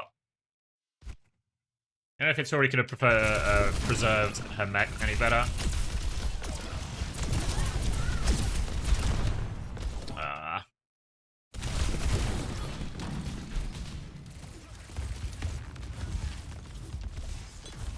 Now should be easy cleanup from there. Vittori needs to find a way to die. There we go. Alright, so not the worst in the world. Like, they clear a lot of space. They do force Burst Pro all into one area. Just can't find that killing blow. I feel like if their timing's just a little bit better between, like, Stelios and Hittori or between Stelios and Pac, they probably do actually find kills there. But now we're going to have to go do it all again, essentially. I'm going to start by trying to come through this left-hand side. Oh. Pulse bomb. No good.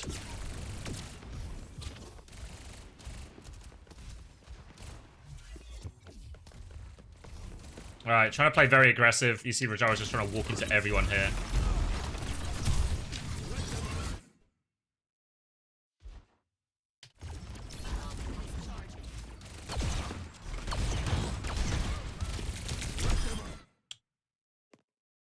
Let's go really deep there. I know where Pac's trying to go.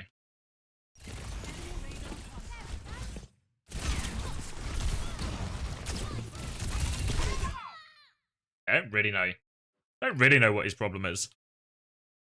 It just feels like a little bit of impatience here from Pac trying to move on that timing, you know? Like, doesn't quite have recall, isn't quite going anywhere, you know? You compare this to the first fight where they kind of like, they take space here and they just sort of poke this Sigma out. They take control of this room first. I feel like I just needs a little bit more patience with that, you know? Like, slower path in from Pac, whether he just does the same as he did in the first fight where he goes this way, or even if he just blinks up here, it's maybe not too bad either, you know? But I mean, Satori is very much in need of getting out.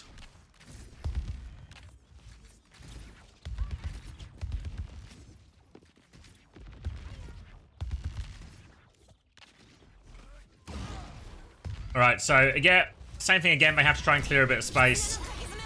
Oh wait, they're just gonna try and go quick actually with Kitsune Rush here.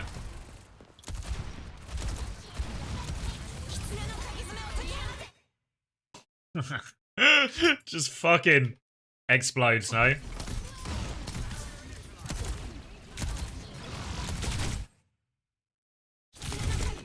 Fuck. Yeah, Hittori and Pac just find that timing again. They Kitsune Rush to keep going. Again, it probably feels a little bit like, just a little bit just off kilter, you know? Between Stelios and the rest of the team.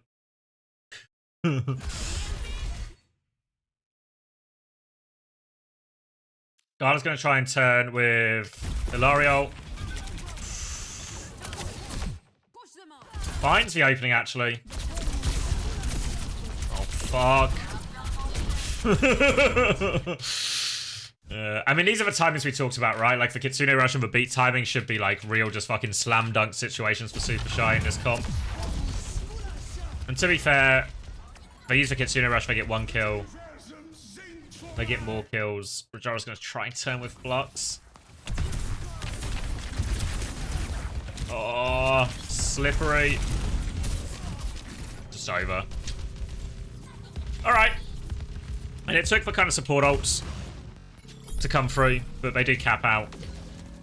There's surely no recontest here. They're going to try. Oh,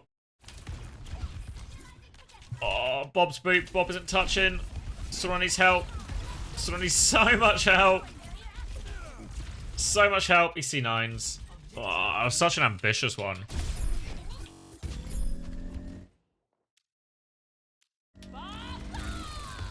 So ambitious, actually.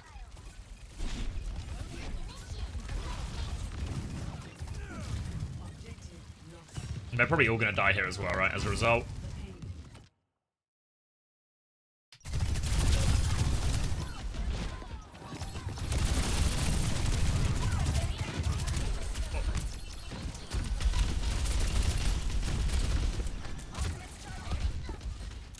Alright, what's the hold looking like then? Garda on left, Kaneo on top, Shockwave in middle, Sword on right. And Rajara is kind of anchoring point. Alright, try and make an aggressive move through. I just find it again.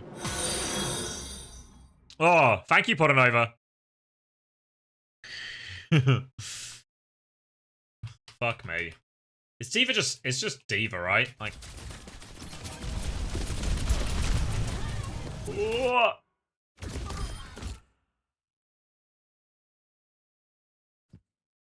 Lamb's just a bit late. Pocket's so hard now. That's from Kaneo's point of view. Oh yeah, out of shift range. Fuck.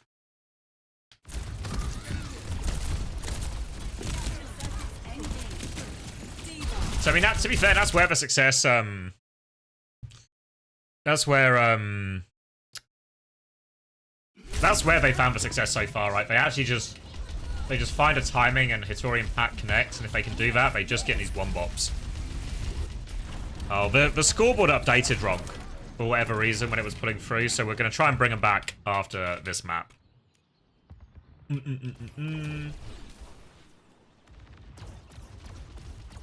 Alright, high ground now. Control.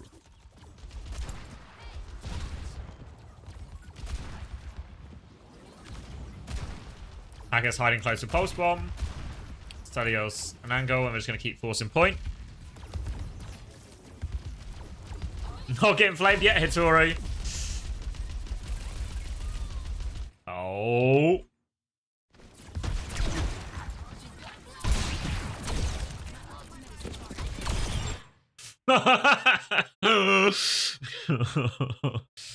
Fuck. Got him.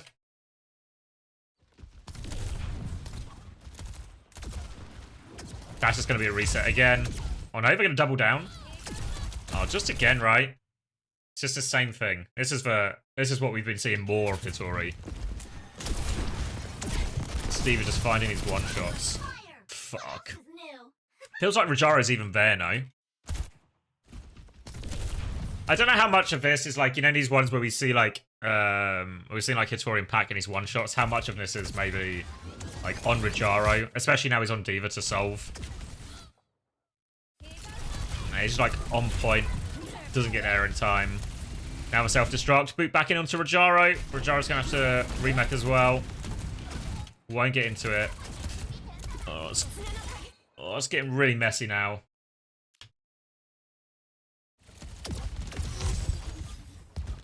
Kitsune rush.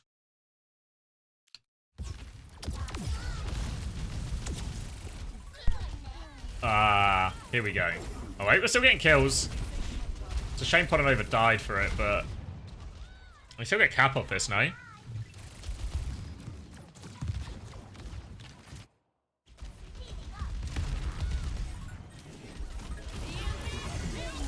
Oh! Lamp out. Window. Celio should shut that down. It's still fine, it's still fine.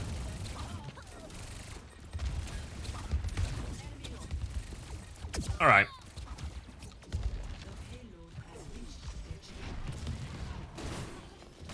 Struggling so far, right? Struggling so far that it's supposed to deal just with the D.Va aggression.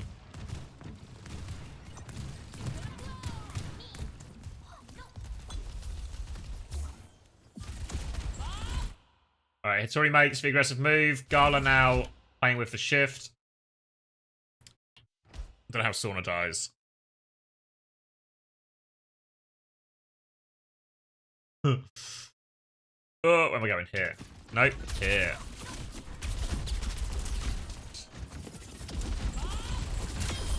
Alright, easy enough. Alright, they'll disengage this Bob, and they get the Tracer pick as they do it. Doubly happy with that.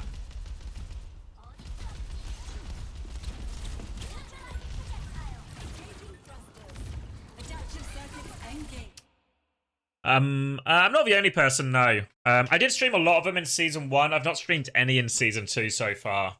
I'm guessing you probably found on my YouTube mainly. YouTube's got like a lot of the VODs up. I'll probably start doing the same maybe from next week again. But I kind of took a break a bit from FACEIT League while I was covering the Esports World Cup. But Now that's over, might return to more FACEIT League action, maybe particularly EMEA. But there's a few other people who do it. I know, what's his name? Bull Skunk does it. OC covers some of the games live as well, right? Doesn't she?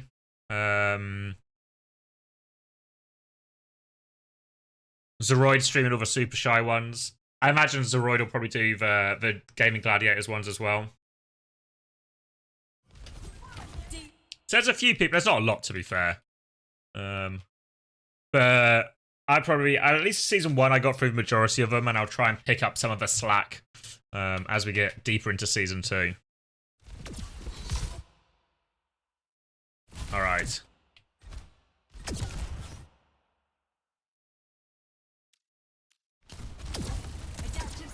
All right, copy Diva on the go. Rajaro fleeing. Will not get out. They'll kill the baby.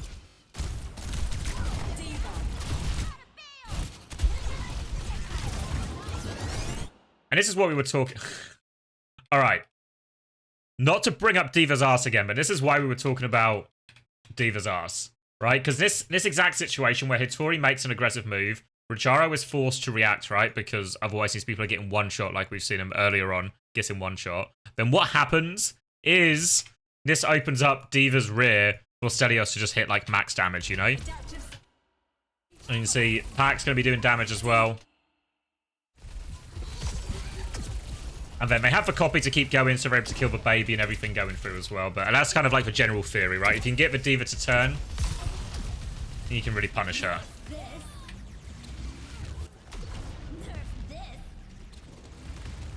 Copy bomb. Remake kill. Fuck. Alright, they're coming back now with not a whole lot of anything. So unless, like, just a Kitsune rush on point from Podanova, it should be really hard. Should be really hard.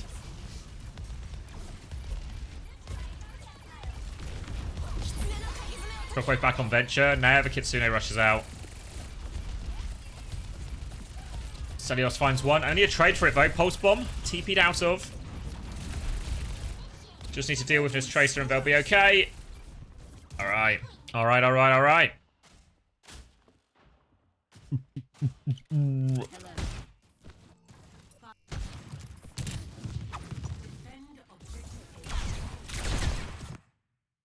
Alright, so I guess the big question to answer for Virtus Pro is, how do they deal with this Diva aggression, right? Does Rajaro just have to start playing a little bit further back?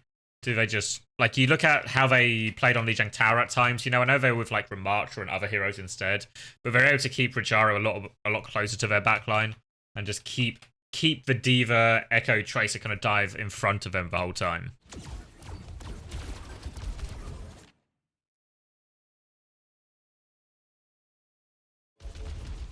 Supershy in the big 3? No! I mean, maybe right now, right? They full capped. They won a map, they full capped. What could go wrong, right? Supershy 100% going to win this series.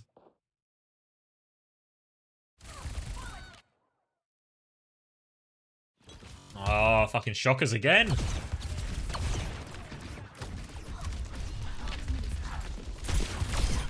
Fuck. Giving away for free. So we're going to try and double down and go aggressive. You see Hitori making this move again. Obviously made a little bit less dangerous by the fact that Pac has just died.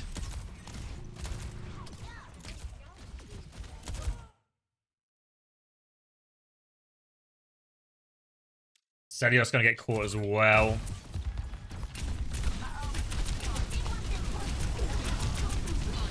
Whoa.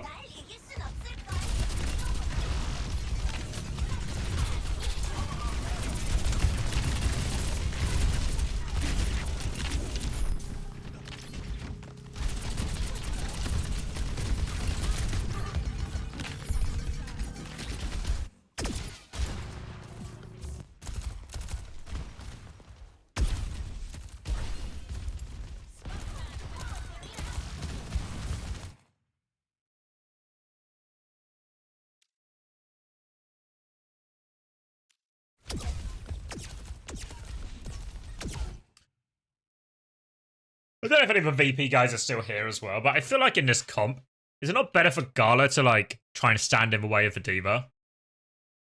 Like, it feels like a lot of the time, like, Canal and Shockwave kind of end up just being the...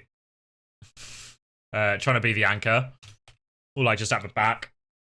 But then... I mean, I guess, like, some of these was just like, if Canal hits Lamp twice, maybe Shockus doesn't die in 2 of those ones on the defense. But I feel like the Alari, whether it's called her shift, the, like, boop bit, should just be so annoying for the D.Va to deal with. I don't know if it, like, helps you live more. Like, in theory, the shift and the pylon are more useful for some of the peel. I don't know if that just, like, works... How it doesn't really work in reality.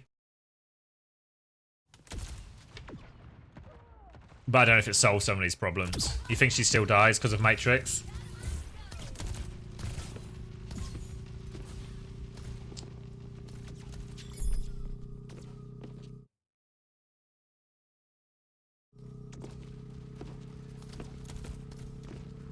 Ilari can heal the others, but the BAP can't.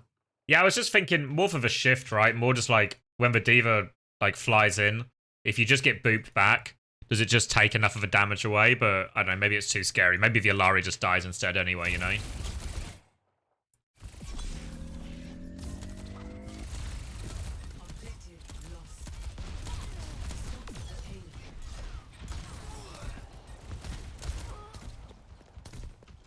The Swiss stage is this weekend, yeah. You think it does make it really hard for the D.Va? Yeah. I don't know if it becomes like a bit of a weird thing then, because then you just have your BAP, Ilari, Ashe all just sort of stacked on each other, right? I don't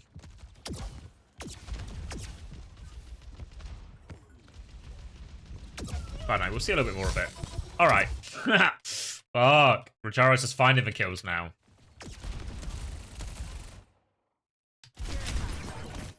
They force for Suzu early.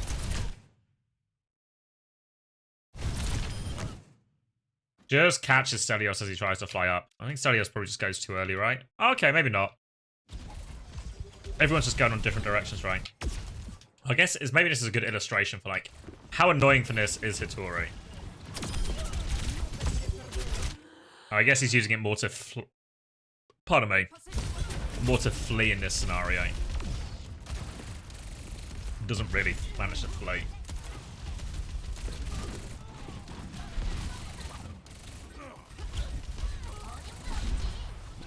Is it just fucking Kanail's fault? Maybe it's just Kanail's fault. Yeah, I feel like the theory is sort of true. Now that, like, the Ilari shift should make the D.Va's life really hard. But, I don't know if it's worth the trade-off of just having to stack everyone.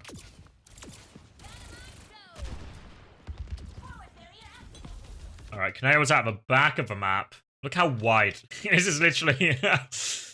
Fuck me. Alright. They have the space.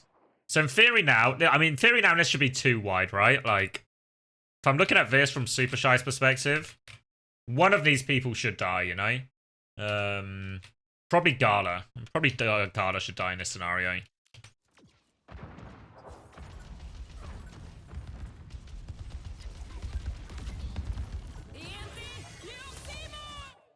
Oh fuck! They've given him a fucking. You see the rotation. Shockwave. It's like fucking baseball.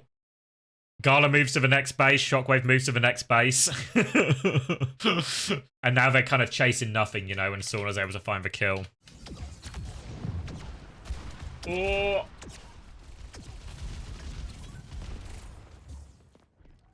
Home run from Gala.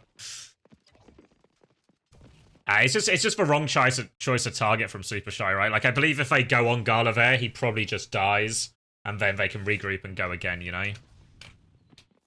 Go on Shockwave or something.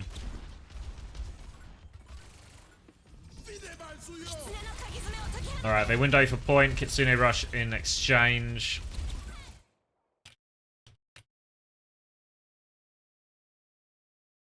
I think it's a certain amount of damage, right? I forget what the numbers are.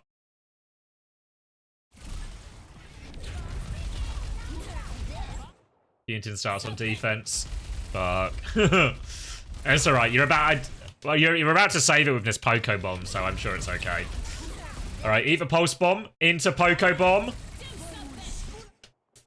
Fuck. Kill one. Nice. V. Save for remake. Everything's fine.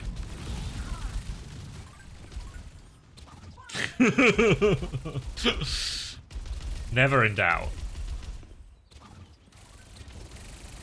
Alright. It's kind of really annoying to deal with his backline, actually.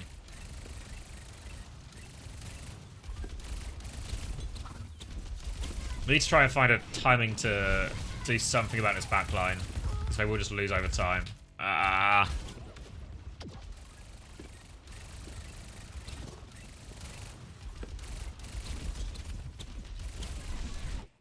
Yeah, I feel like, again, it's just like, what's the time? Like, obviously it's too late now because Tori's lost mech. But there's probably a timing here where if you can just leave your Tracer to anchor, and then you have to go try and, like, make a move for one of these people. Because you'll just lose over time. Which is kind of what happens.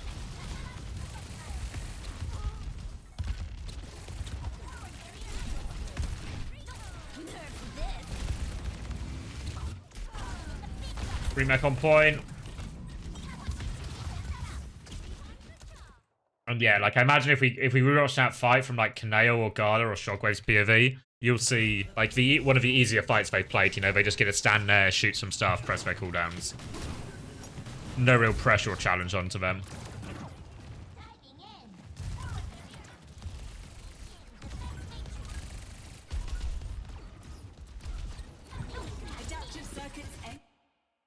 Alright, copied even this time. Thanks, Moloch. Who's it for? Hitori? Very kind.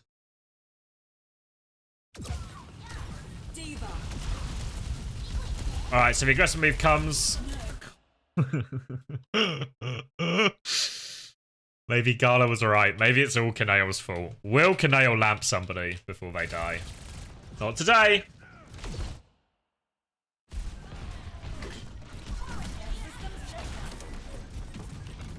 But Stelios goes off with a copy.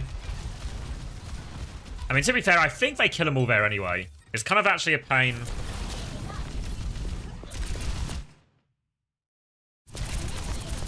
Maybe if I made some... Every time we watch a VP game, it's just like... There's just all the VP guys queuing up to throw the other person under the bus, you know? What about the ones for Shockwave, Kaneo? Was Shockwave also not calling for lamp?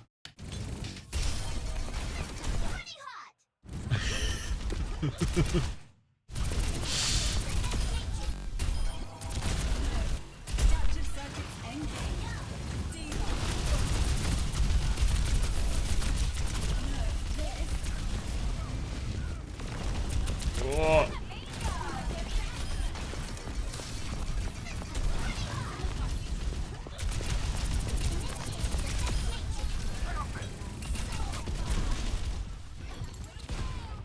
It actually ends up kind of messy, right? Because of the trades. Yeah, sort of finds two. Fuck.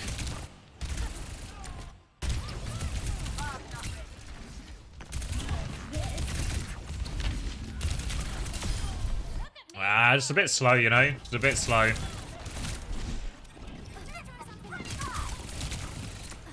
First one's just a bit slow, like, to help Sobek.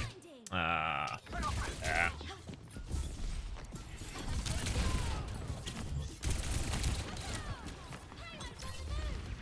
You should watch Map 5 of Ayama with Koreans. Sobek's gone. All a little bit slow. And now they're kind of on the ropes. Window in Ilario. Pulse bomb lands from Pac. Nail. Oh! Can Nail save himself? Oh my god, they managed to stabilize. Now they window. Probably a little bit shallow. Yeah, definitely shallow. Still keep forcing point and there's like no space.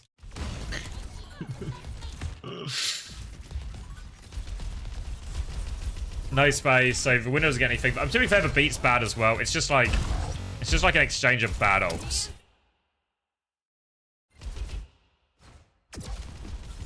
And to be fair, the captive sun isn't that bad, I think.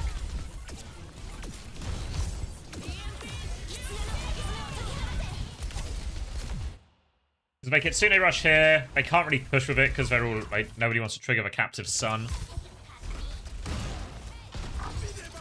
Remember window shallow. Remember beat back. Does he have to? Oh, this Pot don't have no cooldowns. Pot even has all the cooldowns. I think they're okay. Yeah, I think they're really okay when they press this beat. So they can't really chase, they don't really get anything with the beat, so no window value, no beat value, no real Kitsune value either. And that's gonna kill in this comp, right? You have a fight where neither of these ults get you like a way to win the fight. Real tricky situation. And then Shockwave has just found a fucking basic flip one again. What's he doing? He's crouching.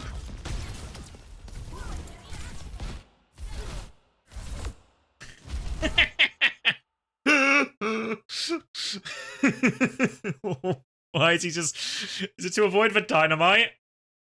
Is he trying to, like, avoid the burn down, like, avoid the explosion radius? Like he just walked around the corner on... just walked around the corner and crouched.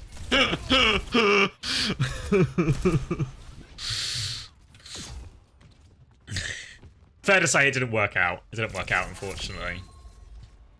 Alright. Straight back in it. I'm actually gonna grab a drink before we watch this one. Before we carry this one on. So be right back. Oh.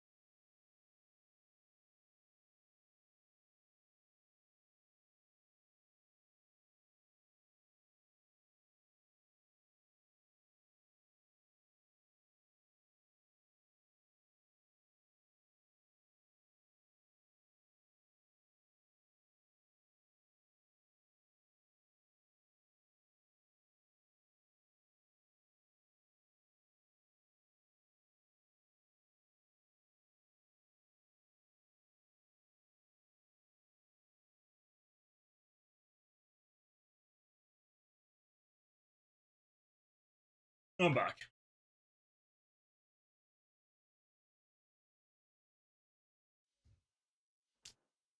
Ready for battle. Alright.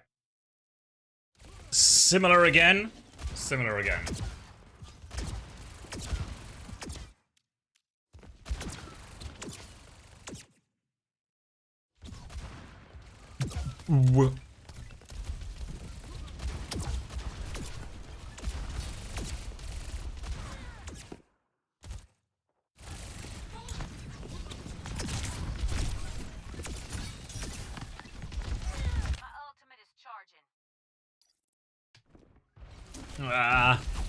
Try not to waste cooldowns.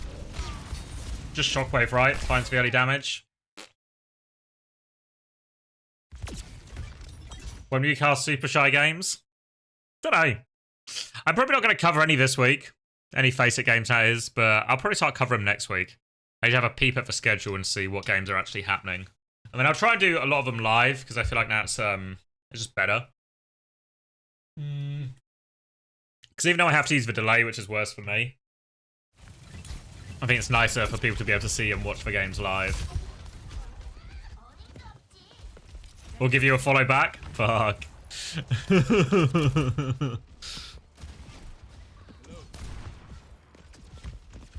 SSG, yeah. Maybe we'll cover loads. I'll have a look at the schedule after this, because we still got like fucking 2 more maps, right? Maybe I should speed up. Maybe I don't need to. Maybe it's fine. It's my channel. I'm in control of everything. Alright. Go again. Bit of a false start there.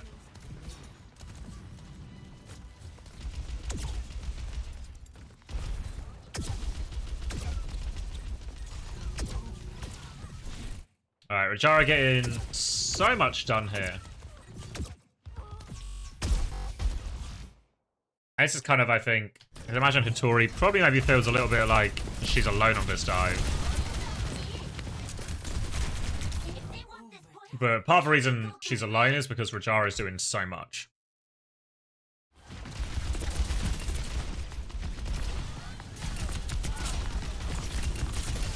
runs into Stelios, forces for defensive Suzu. They're all trying to turn onto the Diva. But Rajaro's managed to get out of here as well. Meanwhile, like if we watch this from overhead, you'll see like no one's actually with Hattori on his dive because of that.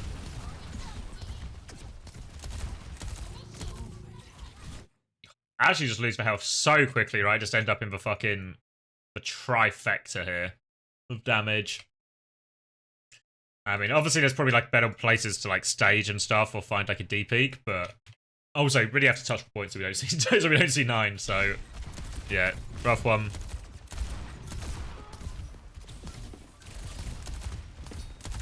Yeah, I guess Pack had for touch, right? Oh yeah, yeah. Because then if you're just here with the team and then everyone shoots Rajaro takes more damage, then he can maybe just chase for weak Diva out. Maybe still run into a problem because they're gonna bob soon or something, but if it'll feel better than this. And yeah, now it's a really hard fight unless Stelios hits a few 1-bops. Or Pack hits a few 1-bops. It's really hard. Yeah. It's really hard. Nice, Sauna. Initiating match. Alright, so now... Ready for battle. Alright, gotta hold the tick for 3 minutes. Defend objective A. A little bit harder to play this Diva comp on defense, I feel, just because... And I think we've seen this throughout, like, where Supershy have had success has been aggression. Just forcing mistakes out of like the peel and stuff like this, but it's harder to do that on defense a little bit without getting baited out. But there's a bit here where I'm even like, oh, actually, could we even press like, could we even be pressuring Gala more now? You know, kind of boot them out, but yeah.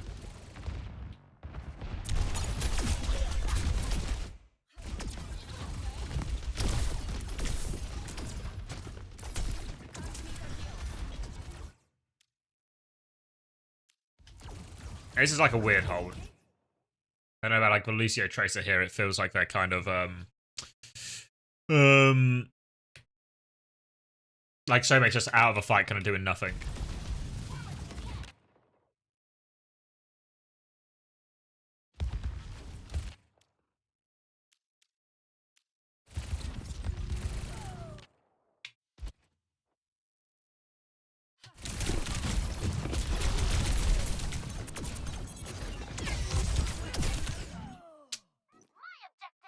Yeah, kind of just like, it feels like you've lost aura at this point, or lost your mojo. For any Austin Powers fans in the chat, anyone old enough to be an Austin Powers fan? Which one was it? Was it Austin Powers Gold member where he loses his mojo? This is what's happened to Supershy. They've lost their mojo. You know, like just like they're kind of waiting for their timing to go on something, but then like Stelios just tries to turn his like shift out into a drop in, but there's nobody else is going right. He didn't lose his mojo in gold, remember? It was the second one that he did? Oh, sorry. That's my bad.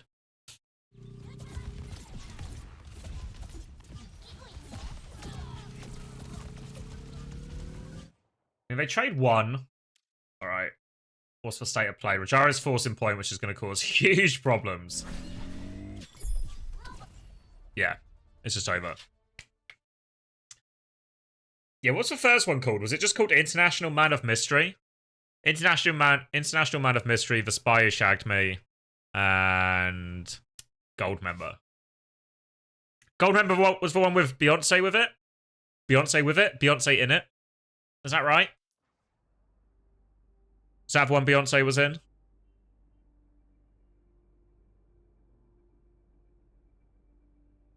You watched Gold Member last night in your flight? I was thinking this the other day, is that like, you know, like, some of these older comedies, like, hold on, I'm trying to type letters and talk at the same time, it's hard. Alright. You know, some of these older comedies, like for ones I would have grown up watching loads, like Superbad and Anchorman. I remember watching Anchorman maybe like last year, and I actually thought it held up okay. I thought Anchorman really held up okay, but I was having the same thought with Austin Powers, because I was like, there's no way Austin Powers is gonna hold up, you know? You know, like, I'm so skeptical. I mean, tell me what you think though, Sam, but I was like, in my head, I was like, there's no way Austin Powers is gonna hold up that well, surely. Like, the jokes I remember when it's just like the fucking, it's just like fat bastard and a load of fart jokes. I was like, maybe this isn't gonna be timeless. 5, 4, 3, 2, 1.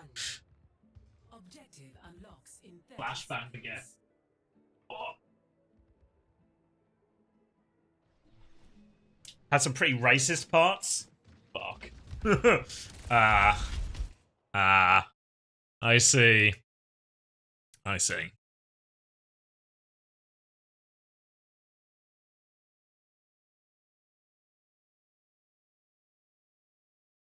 I feel like at the time, like Mike Myers was like Mr. Comedy, right?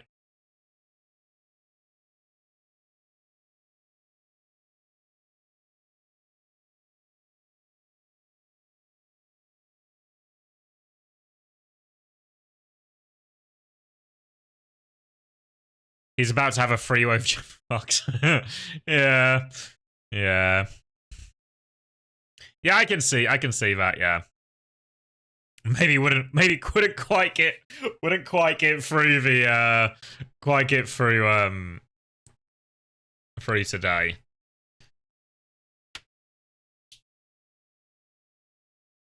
You read that it's sort of pigeonholed for the actual James Bond into being more serious than it had been previously.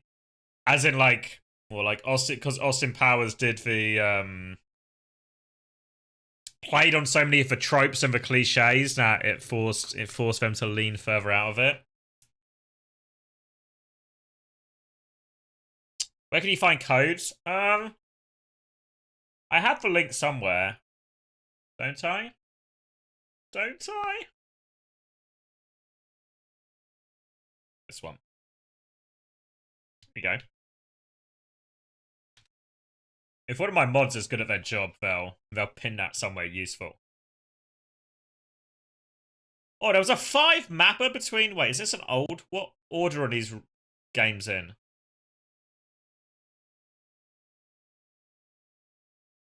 Superbad for best comedy of movie of all time? I put Anchorman above it. I'm such a huge fan of Anchorman, actually.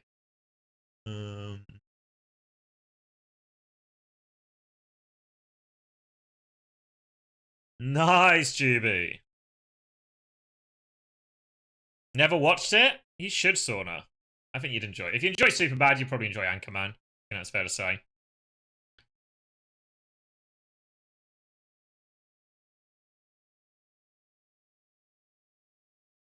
What do you mean, Bollock? Like the Adam West Batman? I feel like I've never seen the Adam West Batman, but I've only seen clips of it, and every clip seems more preposterous than the last one. And then, ever since then, Batman has only become increasingly serious over time.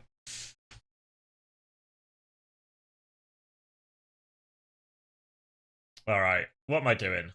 Should I watch this Supershy New Age one afterwards?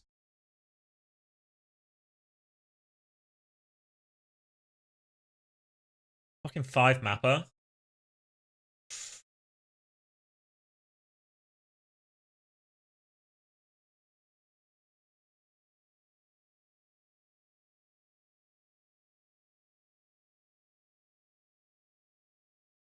Sorry, I'm just reading games. Shikigami versus Pip.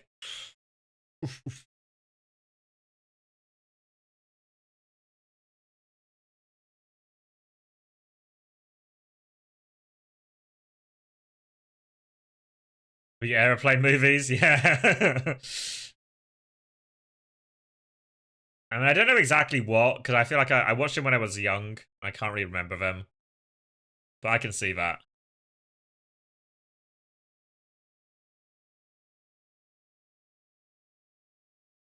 DC didn't like how they portrayed him as a comedic light. Yeah, because I mean, to be fair, the most recent Batman film was really good. I really enjoyed it, but it was also very serious as well, you know. Like I guess was it only the Flash that has really done like a comedic version of it?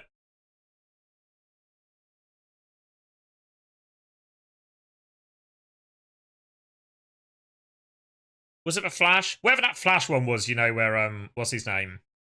Reprises his role as Batman.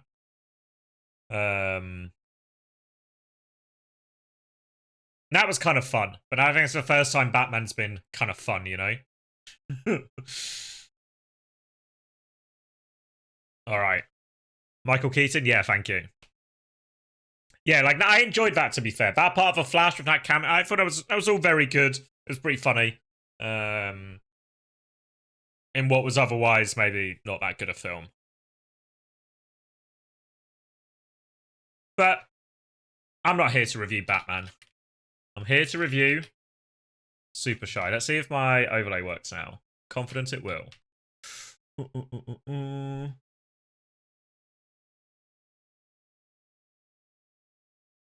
Nice. Now we're talking. Now we're talking. All right. Full mirror? Full mirror.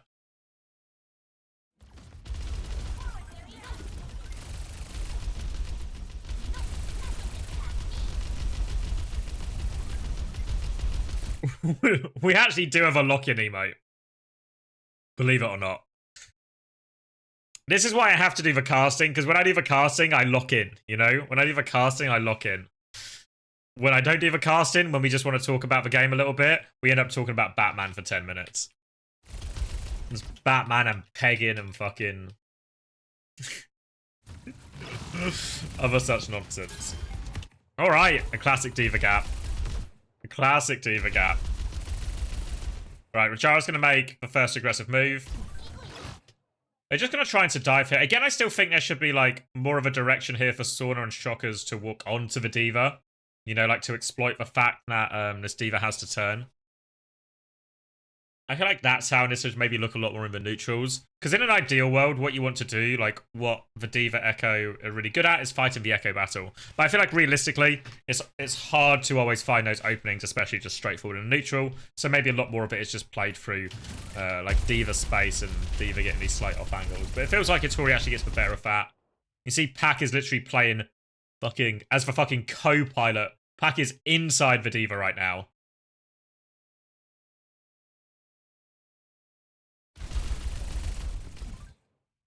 Fucking room for two in that cockpit.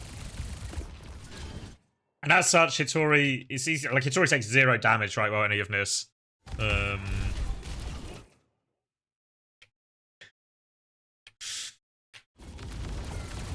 then the pushback. Relatively straightforward. Sort of gets one trade, but if they can get the robot moving.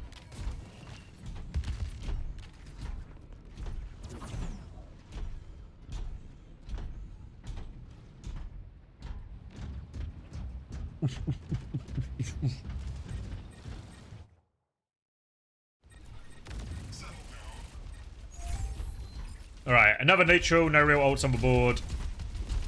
Again, eyes on the Divas, eyes on the Echoes.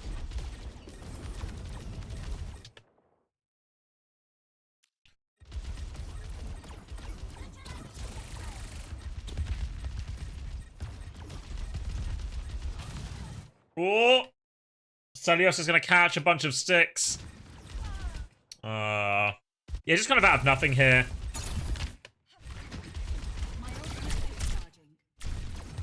Yeah, just from across the map as well, you know, just spamming.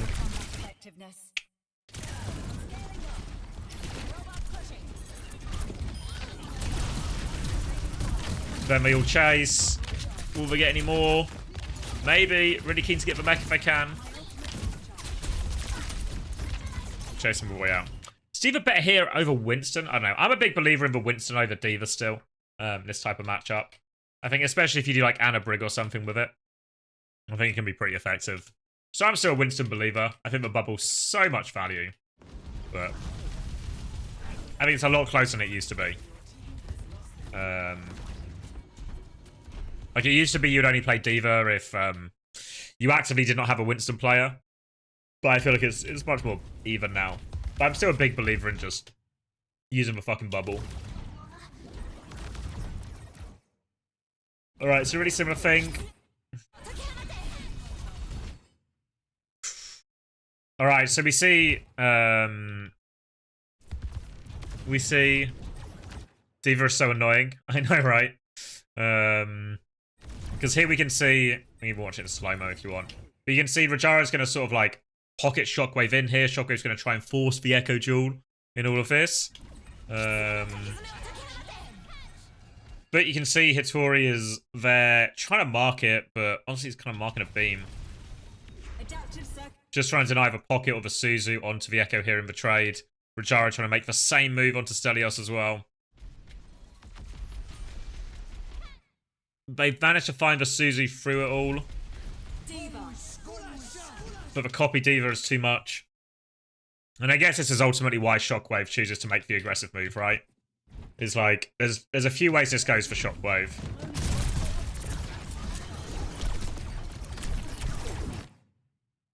So, like, there's a few ways. Shockwave is now going to force the Echo Duel. So, one thing that could happen here is Shockwave is just the main man and just wins the Echo Duel immediately. But because he has copy, the plan is that even if he doesn't win the Echo Duel, he's going to be able to copy the D.Va. And because he's going to presumably force some of the cooldowns while going for this Echo Duel, but then once he gets the copy D.Va off, he can just go kill the Echo. Does get forced out of copy mech.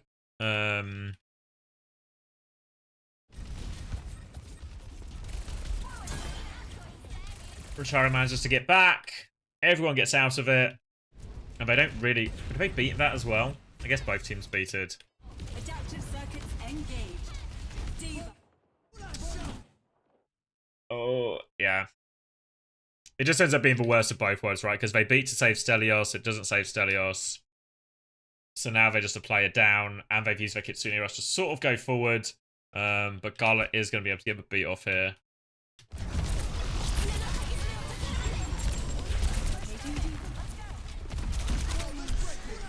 What? Yeah, not that much danger, really. And they didn't even have to use Kyriot for any of that either, so... Big win for Virtus Pro. Oh, we're actually going to use Kyriot here after Shockwave dies, so it's a 4v4, Kyriot in play.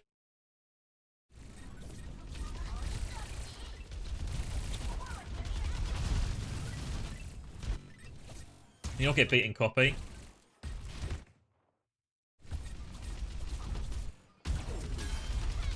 I guess not.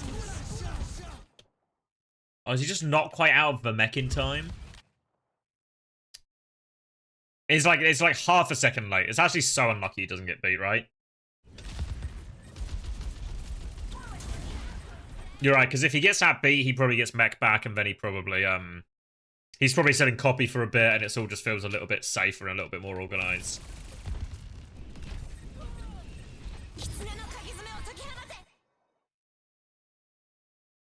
You think D.Va's better in the comp? You think it beats Winston and a Brig? Like Winston and a Brig, Echo Tracer.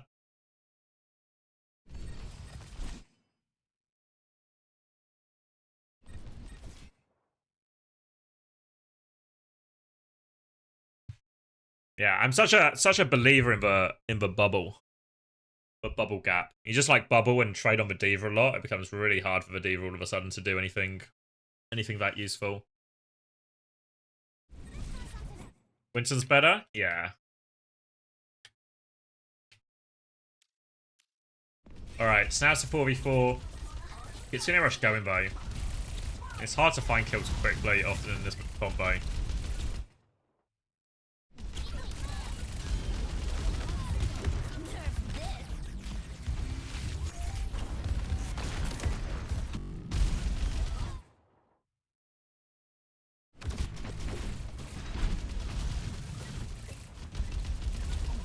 Desperate for this kill onto Hitori. So the Echo just punishes Rajar, right? Can't quite get back into mech.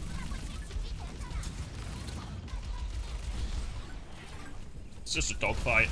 Where's Sobek? Where's Gala? Where's Gala going? Is he making it? Is he making it? Oh, he's not fucking making it. Fuck. Jabba's a Diva believer.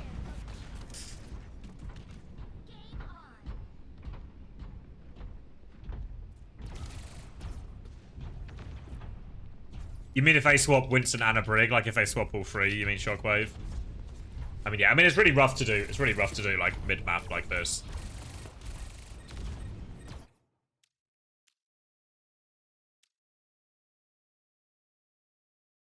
I think this map you can probably start it, honestly. Like, what would you be unhappy running Winston and a Brig into?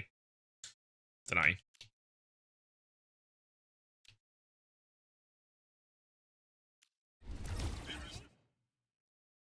Adaptive circuits and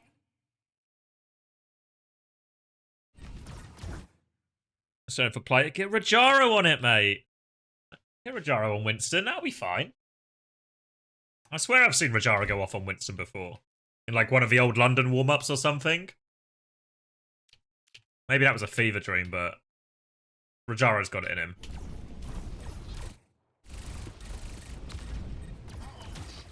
adaptive circuits engaged.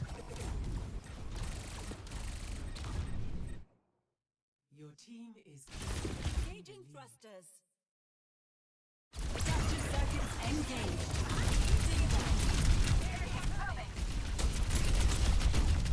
So I feel like the slight differences here because we kind of seen like we saw like Shockwave do the same thing on the other side of the map, but Shockwave took like the Echo Duel first, then used the copy to keep going. Stelios kind of just copied and went here. So it means like Shockwave still has a few more cooldowns. Everyone else still has like full matrix and everything. So they're able to get Shockwave out of this one. If it's 45-55, surely just take the Diva? I mean, yeah. Like, in Rajaro's case, yeah, probably.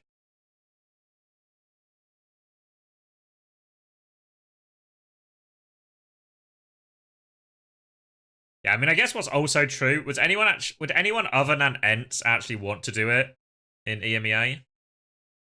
Would it only be Ents who would be willing to do it?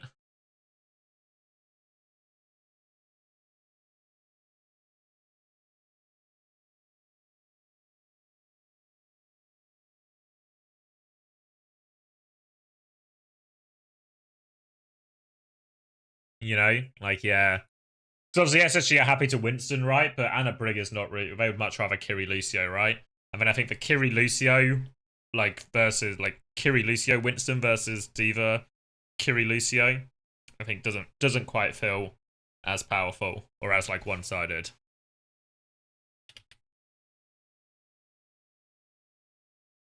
Gala has it. You just need to get Canale on Brig. Yeah, I think Anna's probably one of Sky's better heroes. I mean, obviously, when they were at the Esports World Cup, Brig is really fine for Rack. Maybe more so than Massa, right? But yeah.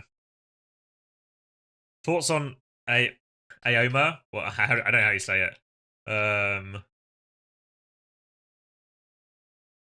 Like it, yeah. Like for the Ents thing, I feel like it probably feels worse. Like I think Rack's a better Brig than Massa is. I think it's fine. For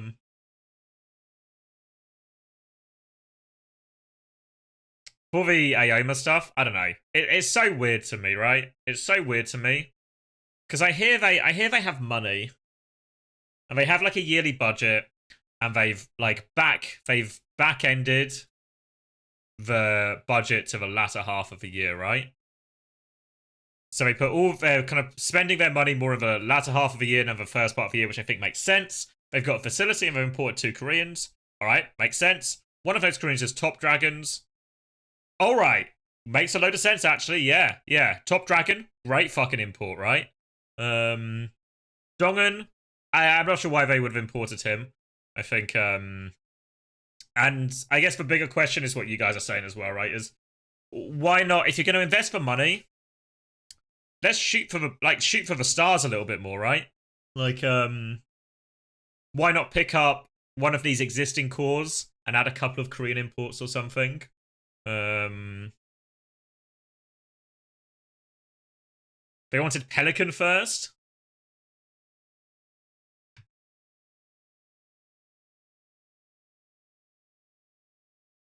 Pelican Theomatic link up. I can't see it. I'm glad you can see it, Rajara, because I can't see it. But yeah, I don't know. I don't know. Like, I'm glad that they're investing money in Overwatch, but it just seems like they're kind of pouring money down the drain, no? Because where are they going to finish? Right? Even if Top Dragon has like a series of aneurysms because he carries so hard, where are they going to finish? Like top 8 max? Like 7th, 8th?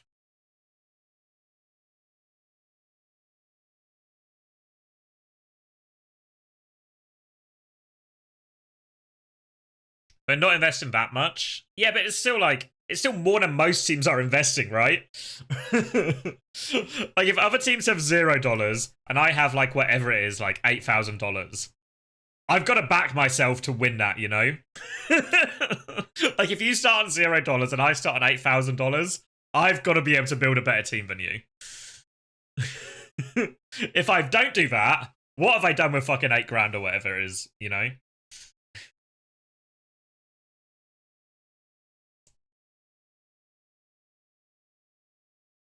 We have some players on 2-stage contracts and some on 1 stage. Yeah, but surely that's all just, it's all just avoidable and just a bit of a mess, right? I don't know. It's so weird. It's so weird. Yeah,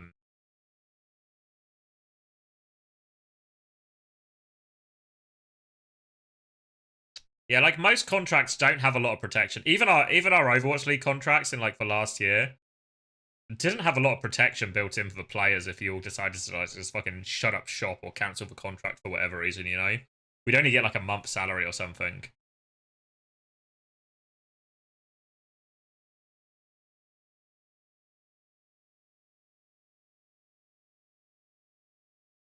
Look, DM.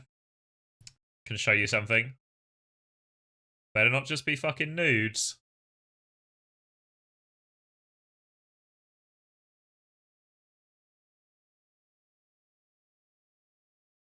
I've literally got no DMs.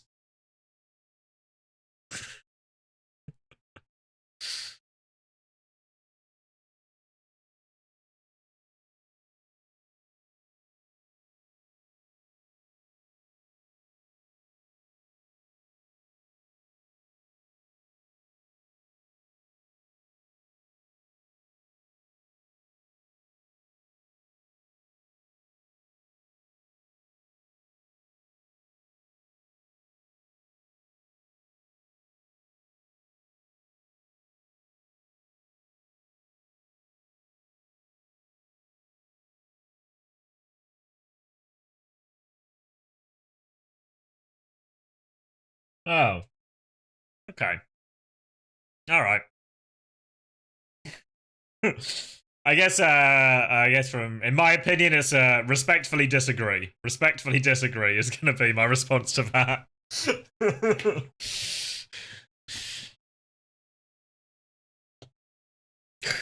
Alright.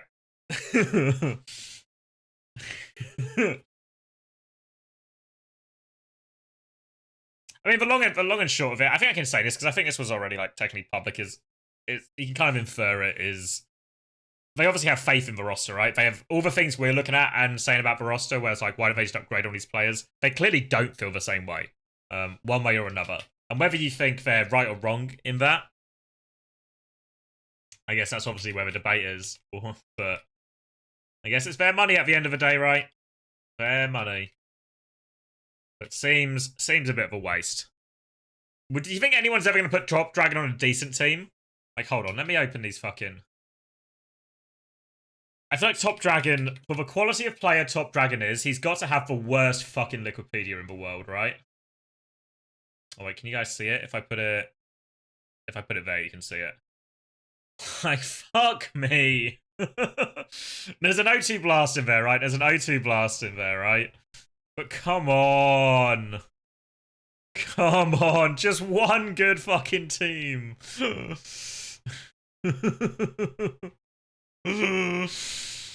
Come on.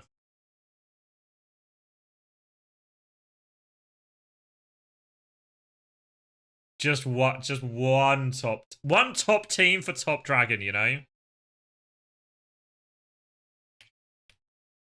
One of 1,000. Yes. The laws of probability would have us believe that eventually one of these teams he joins will be good, but not yet.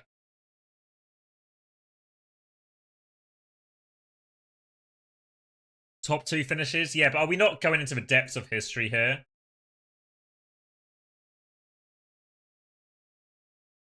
Like, when was this? 2022. I know it's like 2 years ago, but I feel like 2 years is so long to not have a good team, you know?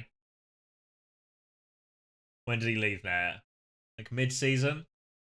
Halfway through last year? And then since then it's just been a whole lot of nothing? Maybe Top Dragon is the true victim of the end of Overwatch League, right? Because he's gone from playing on decent Korean contenders teams to just being shoved out by all the Korean talent returning from Overwatch League.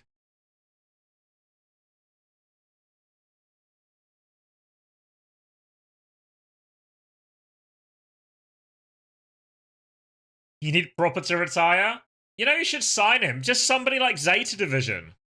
Right? If they have the money. Get a fucking third DPS in. That's what I would do if I was Zeta Division. Fair to say I'm not the general manager of Zeta Division, though. Alright. We've taken a roster-based detour.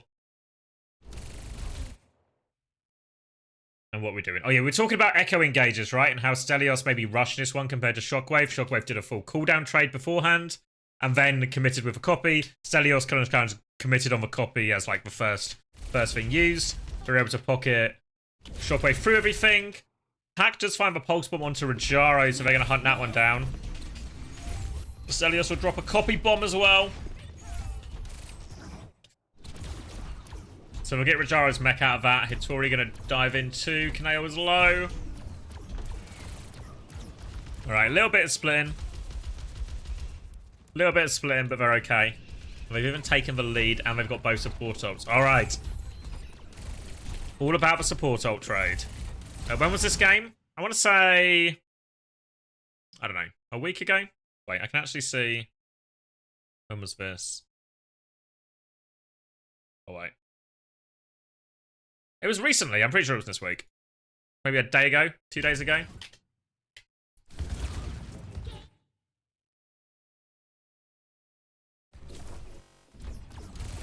Alright, so Rajaro will get the mech back, but they are going to pounce on that opportunity. Eat the heals. Gala is now going to beat to try and help them all get back in mech. Sobek's going to mirror. Pulse Bomb comes through. It's going to be Suzu'd. They kill Rajaro anyway. Shockwave trades and gets the copy. Kitsune Rush comes through.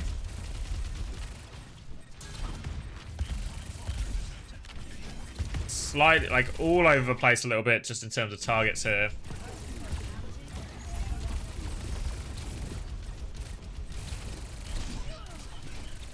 Alright, they will clean up. They did have to invest both supports, so they will clean up and we will be able to push, but... just feels really messy. Rajaro and Sauna are going to double down for it, try and get this kill. They are rebuffed, though. Sauna again finds one trade.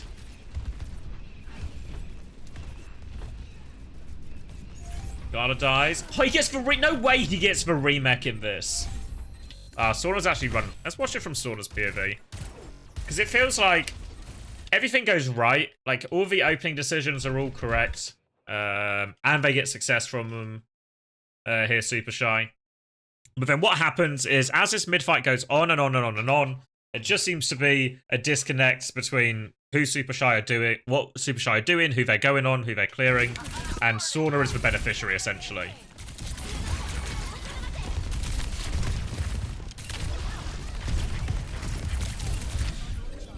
Like, Sauna's gonna have his recall force here, but he's still gonna get the kill, you know, like...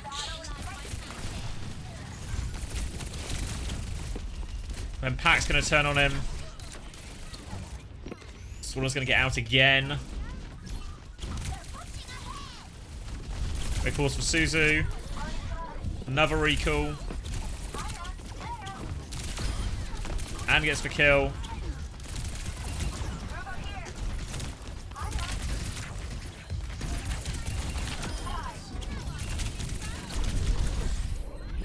I mean, like, fair play to Sauna, right? But I also don't think Sorda's done anything outrageous in this fight, you know what I mean? He's just been uncontested the entire time. Stream freeze? I paused it. But yeah, I don't think Sorda's done anything particularly special. I think he's just been left unchecked the entire time, right? Like, how many recalls did Sorda get off? Like 3 there? Just too many, you know? So I think Supershy just not very clean of a mid-fight. And it's hard in these comps, right? Because they're really messy and they're really chaotic. So lots of these small things that are quite hard to manage mid-fight. But ultimately it means that big double support ult advantage, where they had 2 support ults to just 1, they turned it into like 6 meters. Pack is scared to duel. I don't think he's afraid. He's scared to duel. But you don't want your Tracer to duel him. You want to deal with him as a team, you know? Like when he's putting loads of pressure on, like when Sauna is putting loads of pressure on Sobek, you want to clear him out. And then if you force recall like they do, that's a great time to go kill the Tracer, you know? So I feel like Pat could be more switched onto it, but I feel like it's maybe like everyone, you know? Everyone on the team could be more switched onto it depending on the situation. And they just leave him unchecked, and if you leave a good Tracer unchecked in these sort of like long fights, you can bet they're going to do something, you know? Alright, so a pulse bomb whiff here. Little jump from Shockers.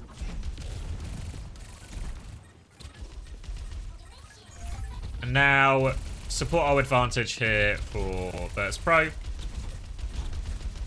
Stelios flanking, looking for some 6 onto Shockwave. Hitori's going to go for the play, doesn't find anything. And now Kaneo drops the Kiri ult. So we talked a lot about support ults today. And how to get value out of them. And these like when you're in like a mobile comp versus a mobile comp. And here you can see Hitori actually makes the first move with her shift here. And what that means is Kaneo is just going to be like, oh, okay, we can punish this diva then. There's the cooldown. Let's punish the shift. You can see where is their attention. They are all over Hitori, right? They spotted their mistake. They'll use the Kitsune Rush to punish it. They kill the diva. They walk forward. Nice and simple. Nice and simple.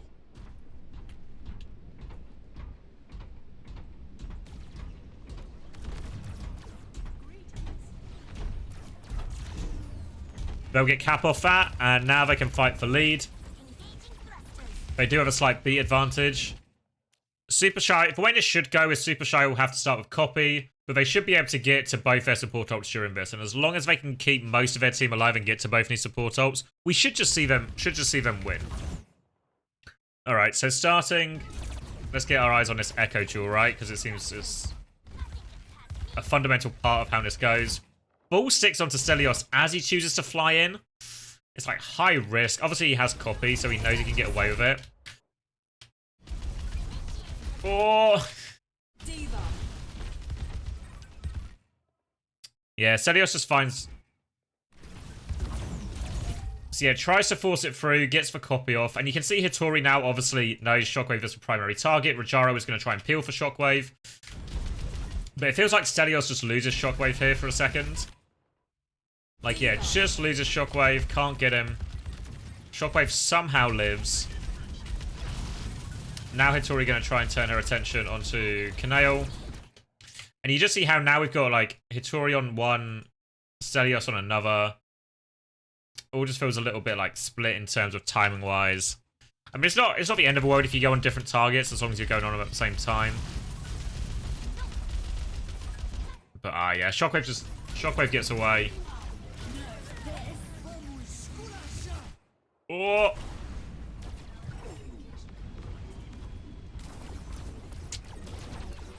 Don't get to either of their support ults either. Maybe most crucially. I guess the question is, did they need to start that fight? Like, we go all the way back. Was there a need for Stelios to make his first move? Probably not, right? Yeah, it's not even like a particularly good opening he's seen, right? So, I don't know about this one.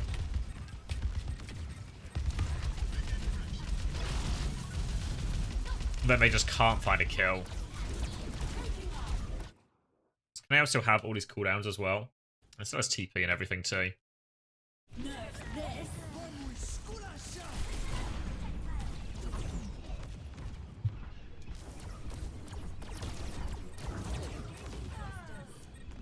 They still had like 6 meters to play with. Like, it's not a lot, but like they could have got a little bit closer, especially when you see like how close they are in the end. I don't know. I think they really had an opportunity to play it slower. So I don't know. The series has actually been pretty tight, all things considered. You know. Obviously, I know we're literally tied up 1-1, but like both could have gone the other way. All right. So now double support ult advantage. Kaneo nearly has Kiri ult. So we saw Kaneo hit a pretty straightforward Punisher cooldown Kiri ult here. Now we're going to see Shockwave just sneaks in.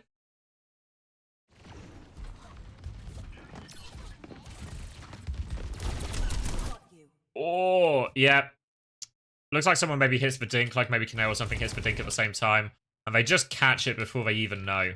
You see Sorda's also made for flank route, right? They've just set something up. 3, 2, 1. Everyone goes through different corners. This time they get close enough to the Echo, right? So far, we've seen all the Echo duels just start from like 2 Echoes flying at each other in main. And the Echoes have really struggled to close the distance. Here, a little bit of a flank. Get closer. Sobek's going to beat as well. They have copy. And now Virtus Pro just need to regroup. And now this could be like put it out of sight type of fight. Pulse Bomb's going to land too. Alright, now they find themselves in a pretty big hole. Here, Supershy. Oh, Stelios with a late trade, actually. Properly out of nothing, that pick. Alright.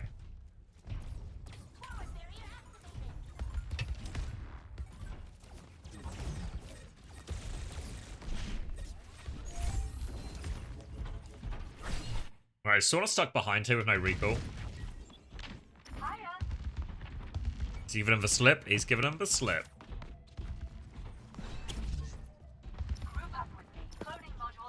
Alright, so Sorda's going to start this fight behind.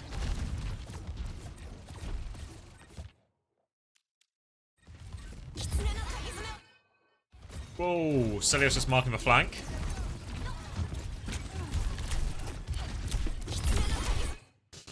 Not even marking the flank, just idly firing down main. And sort of walks into it trying to regroup with team. I guess didn't have recall. I didn't want to recall, I guess, because he's going to end up behind. Kellex is going to Ents, really? Kellex is back one more time.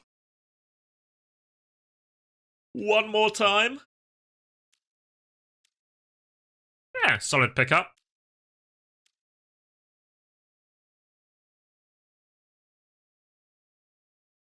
According to stacks. Okay. I'll take it with a grain of salt.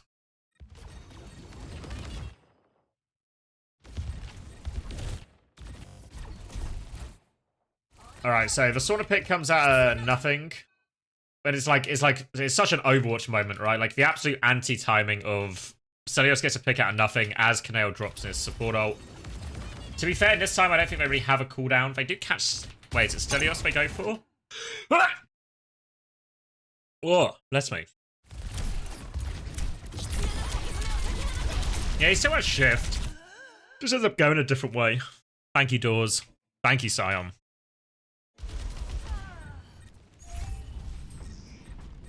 Right, so they actually catch both DPS with this. So it works out.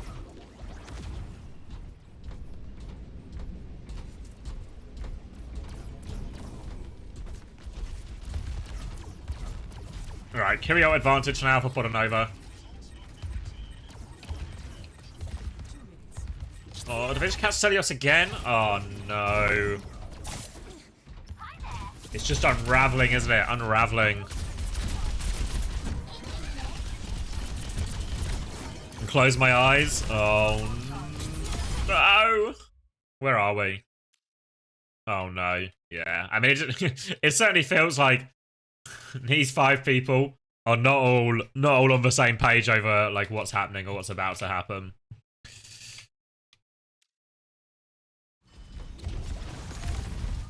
Yeah, you can see again like Sorda's found a way to wriggle free. It feels like all of a sudden is the second half of this Runasapi, all of a sudden Virtus Pro have started hitting the flanks a little bit more. They've started to find some nicer engage timings on the Echo. And, I mean, Stelios is getting caught by all of them ultimately, you know? So the Kitsune Rush comes out as well, which means it's not just an immediate problem, it's an economical problem for future generations to deal with as well. And now we're in a 4v5. Kitsune Rush will fade.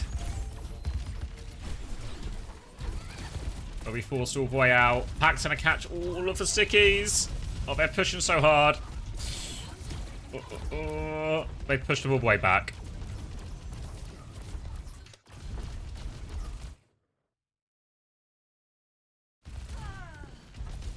Oh, and they catch Stelios.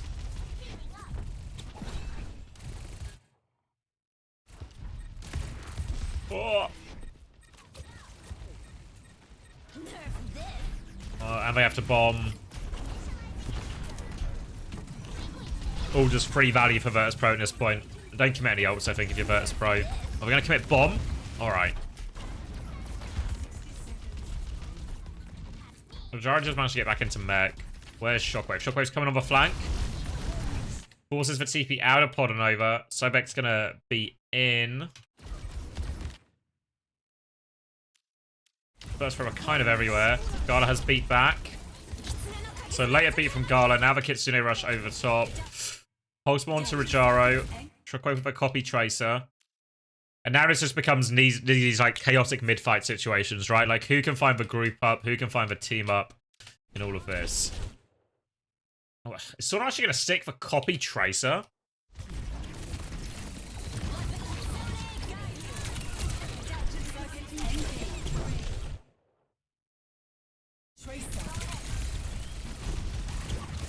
I mean, just shut him down, to be fair. They do catch him afterwards as well.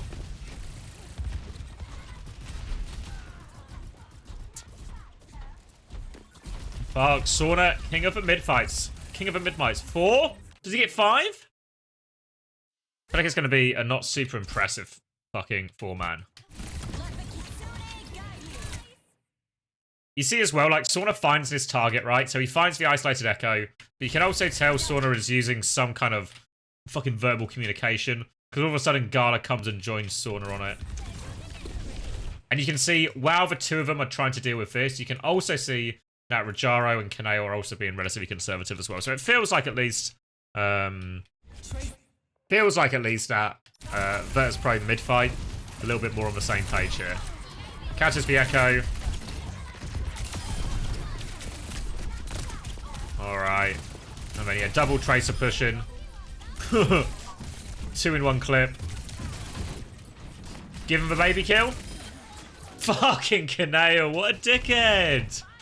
Unbelievable dickhead.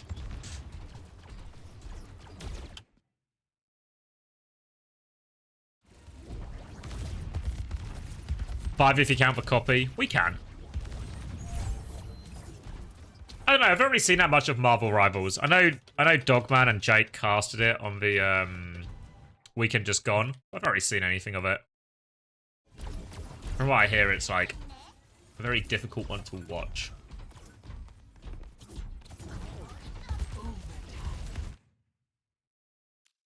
So again, just it's the same sort of thing, right? All of a sudden, Rajaro and Shockwave are finding these flank engage timings, and to be fair, this one finds absolutely nothing. Just kidding. Sauna's found a kill anyway.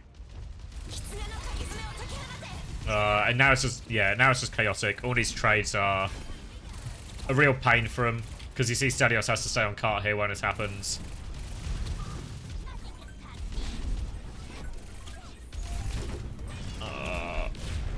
Yeah, and that's just it. We're watching FACEIT, Cloud. We don't have time to save you. Save your Torb game.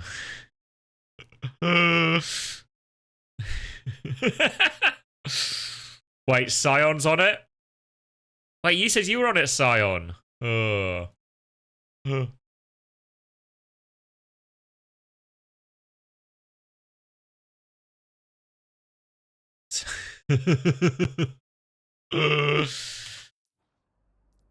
No, we've got to watch this one, and then I've got to cook dinner.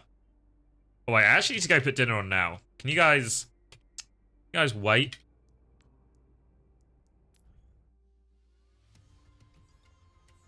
Ready for battle. Put this, I need to go put dinner on, so I'll be like, maybe like 5-10 minutes. Do you want the Torb game on while I watch, and you guys can help him out? Can you guys handle that level of responsibility?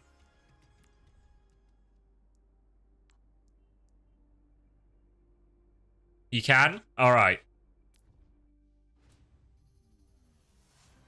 Ready Alright. for battle. Where are you, Cloud? Where's the Torb? Two. Are you Oliver Olive Crane? Olive Crane? The objective. You want it on 0.75 speed? Alright, if you guys... Alright, the first problem is only four of our players have picked a hero. Oh, they're running 2 tanks, 1 Zen. Alright. You guys seem to have this under control though, so I need to go put my dinner on. You guys help him out with Torb.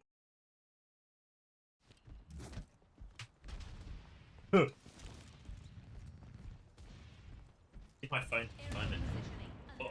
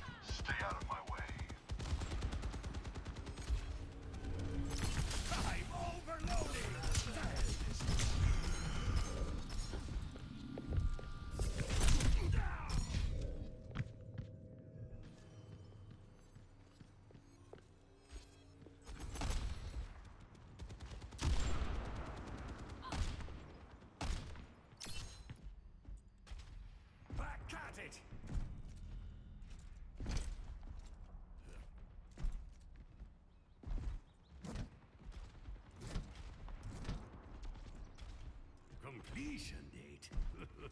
Then it's done. Completion date. Then it's done. Hear me, baby? Hold together. Beauty. Hear me, baby?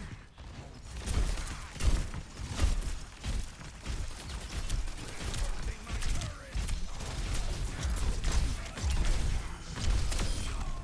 At maximum strength. Behind you.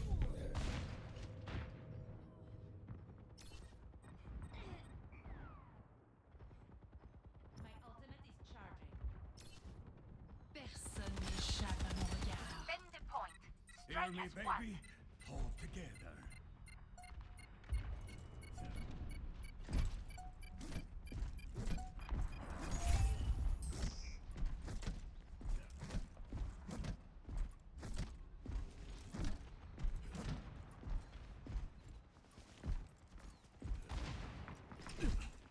Careful, there's more of them than us.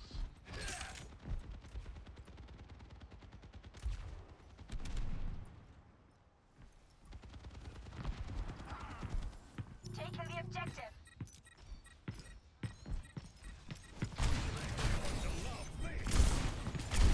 Let the kitsune guide you.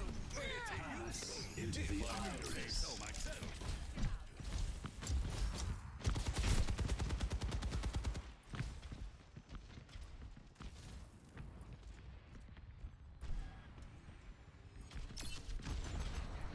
Rocket barrage incoming.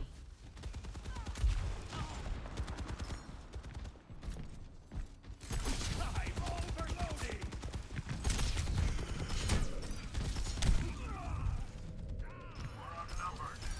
Tactical visor activated. Get out of capture under.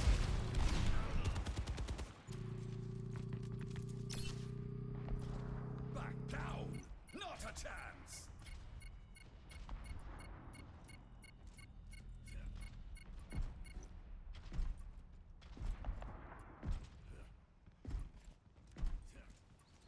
Claiming the objective.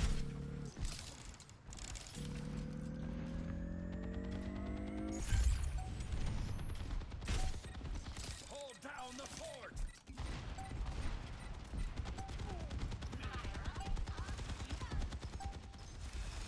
Turret in position.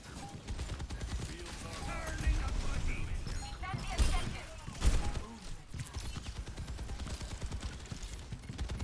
Baby's under attack. I feel great. Why, hello. Sniper, keep your head down. Come to me for heal.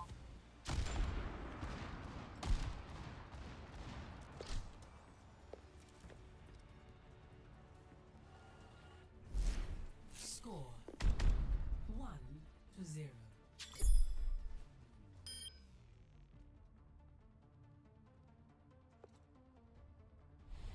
Have you cracked it down, guys? Did we solve it? No one's a natural. We all have to put in the work. What's the solution? Safety's off. It's a cruel world out there. Jacket potatoes for dinner. Jacket potatoes. So they're on now. I need to go back and see that clip. Team's throwing. Cloud played perfect. See the play of the year. This fight.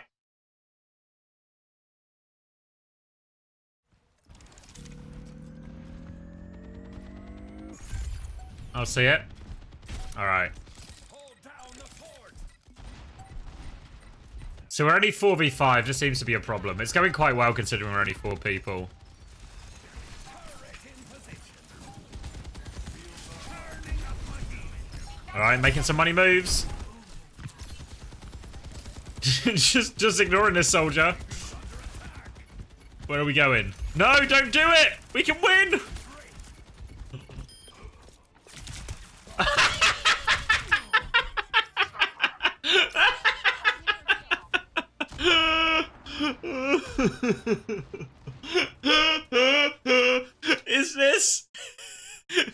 Is this the worst C9 ever? Like, imagine you're in this situation, right? You are playing against 4 people. 4 people. The opposing Torb seems to have opted to kill themselves. All you need to do is keep point contested.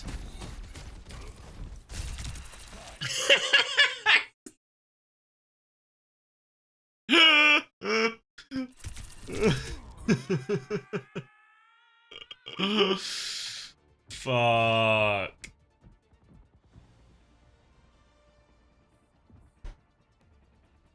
God damn it. Well, yeah, seems like our Torb friend doesn't need any help, actually. They've got it under control. Let's hit Saravasa. Ready for battle. Alright, last map. We kind of meandered our way through this, but we've got to see some decent stuff. If I update this to map 4. Well, that doesn't seem correct, does it? You're welcome, Cloud. Thanks for bringing that to us. You'll be relieved to know that you played perfect as well, so. Alright.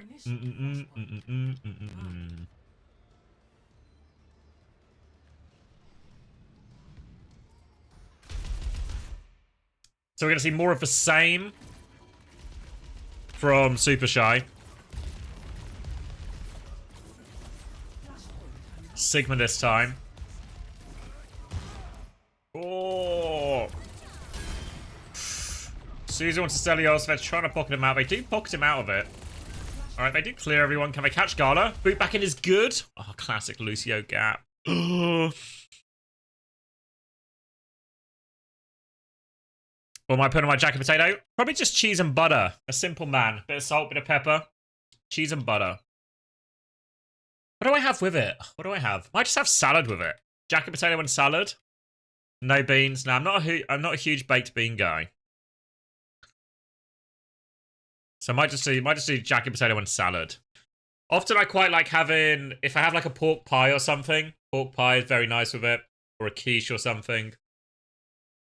But I don't have any such things.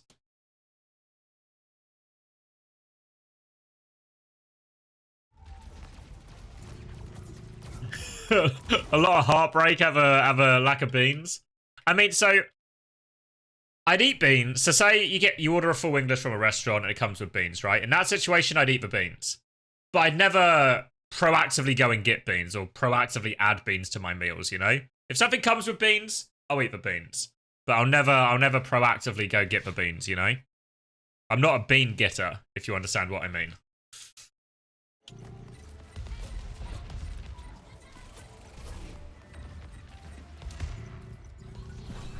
Alright, so at least initially it seems like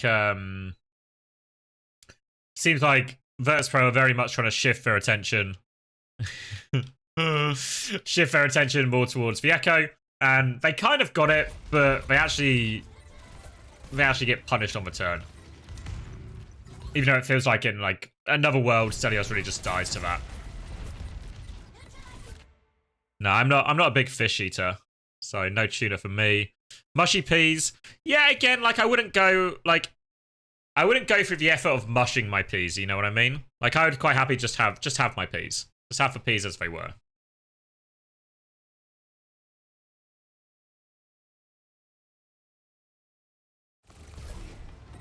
I don't think the addition of mushing them and adding like mint sauce or whatever doesn't add anything, you know?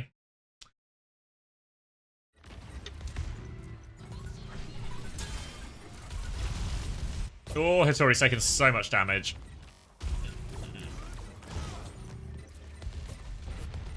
Dodges Baroque, but I mean, so hard to keep. So hard to keep your HP, win this poke fight. You can see Shockwave and Kaneo are really far back.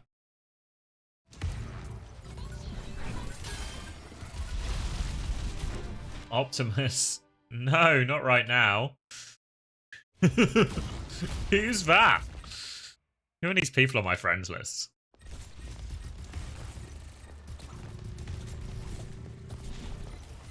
Alright, so no mech. Should be nice and easy for Virtus Pro now. Just walk forward. Kill all the things. Feel good about yourself. Hit a rock. Nice. It's an all-British convention right now. You can buy store-bought mushy peas. You probably can, but surely that's never worth it. Wait, what's going on? So they've just capped mid. Oh, they really want to catch this Echo? Fucking hell. They really want to catch this Echo.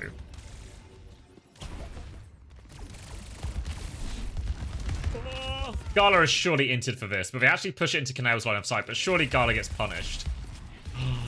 He gets away with it. Oh no, Sobek's gonna get punished? Lucio Gap?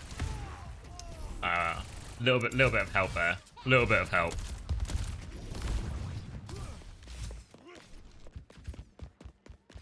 I'm locking in Arthur, don't worry. We're going back in.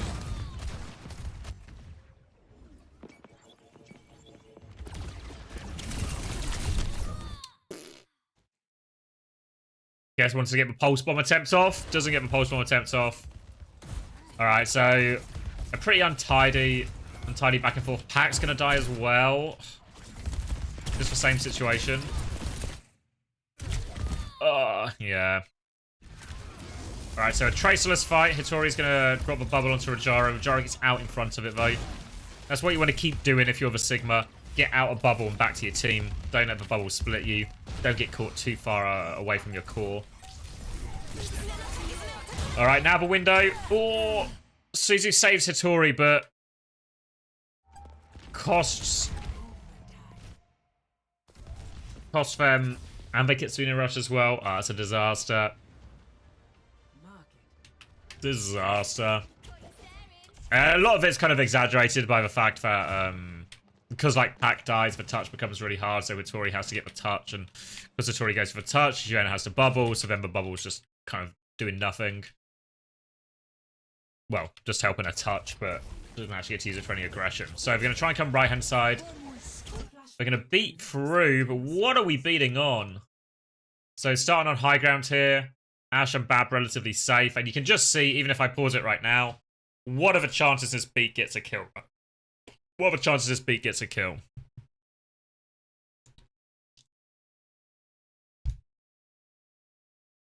Why is Carla a good main support? Probably practice, you know? Practice. Engages his brain every now and again. Avoids the urge to feed.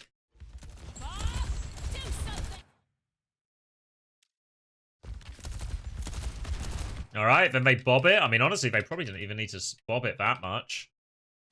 Pressure onto Rajaro. Oh! Lamp.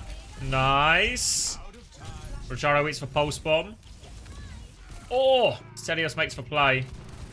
But they'll trade for kills. There we go. And yeah, just they just beated Blind, right? They beat Blind around the corner. You know, we talked about this, like, the sort of, like, I don't know, you can call it the golden rule, or like the first thing to really consider if you want to do a support ult push is there someone we can actually catch? Either because we think they're too close, or because they don't have a cooldown or something like this. And they just do it blind around the corner, and the answer to all of those questions is no.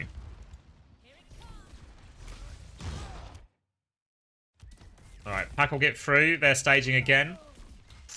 Whoa. Let's see. Alright. Cool. Cool.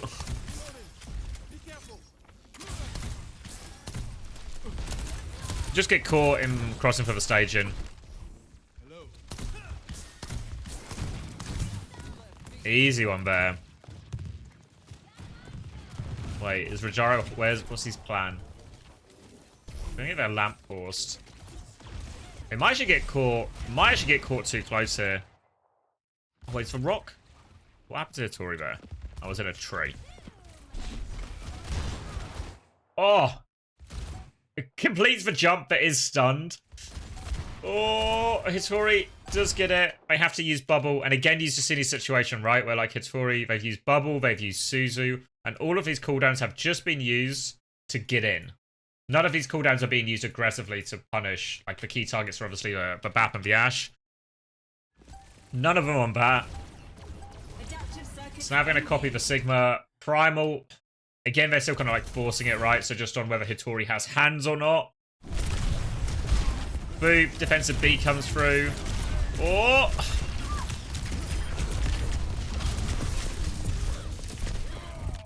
I mean, yeah, hard through the beat. They do kill Kaneo through all of this. They make it kind of chaotic. They make it a dogfight. They find themselves 2 rounds down. And these are the bits, and like, when you're ever playing dive versus some kind of brawl or some kind of counter dive or whatever it is, your ability to get in and get these free engages are what separate like the good teams of the bad teams, you know? You'll see Toronto, like Toronto are a team who are very good in like this version of this matchup, you know? Even though they do it a lot with Anna, or not instead of Lucio, but Anna here. It's just that ability to get in without taking a billion damage, and that's kind of a mini game, you know? Rajaro and Virtus Pro, they want to try and Sauna. They all want to be really active and just pump out damage, make it hard for them to stand anywhere, make it hard for them to get close, force their cooldowns before they dive. And if you do that, your backline should be able to live. If you can't do that, your backline's probably going to die. So here we actually see them being proactive again. Virtus Pro, they're going to swing on the back here. Force. Again, they force for Suzu. And they force for Bubble out. Now they should feel comfortable just to keep walking forward. Oh, fuck. Kaneo holds onto Lamp. Just doesn't have it, I was going to say.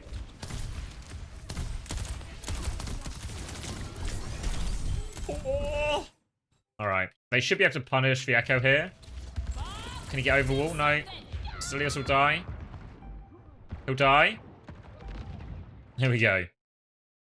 Hackers get a trade while this is going on, though.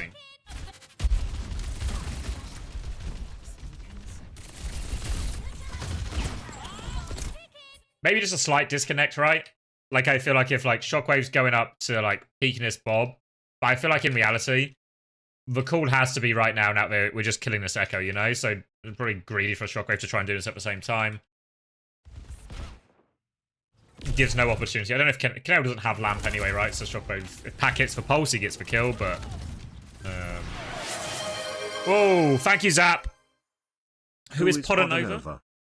Just for flex support for Supershy, replacing Tekuno, who retired. I'm trying to remember now. I've 100%... What was the team Podernova was on before? It was on the one with Skytool, wasn't it? What were they called? Oh, I'm going to rack my brain now.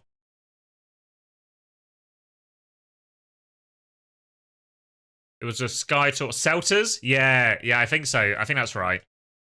I can fact check myself, but I think I've remembered that. Yeah, Tekuno just retired from Overwatch. I think it was specifically for... I just, yeah, didn't feel it was going anywhere. Hopefully this will say Selters and I'll look smart. Yeah? This one. Yeah, this is like a confusing way for a roster to be in, but yeah. Are Supershy and Selters part of the same thing? Why are they grouped together like this?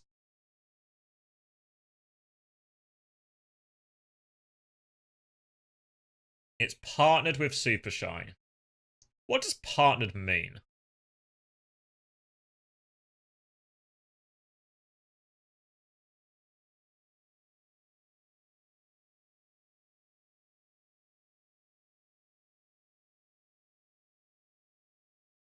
I don't get it. Why do I have 8 notifications? Oh yeah, got tagged in this weird thing. I'll just ignore it.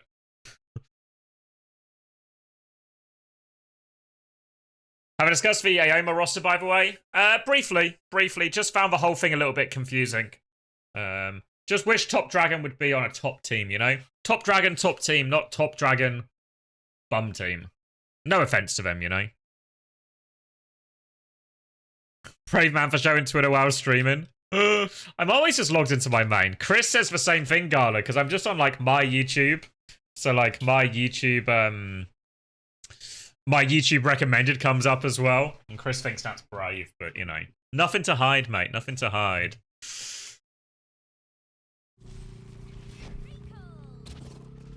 Alright, so 4v4. Need to top up Rajaro. They'll get the bubble out. Rajaro will get chunked. They have to see 9 because of it. They are going to window, though.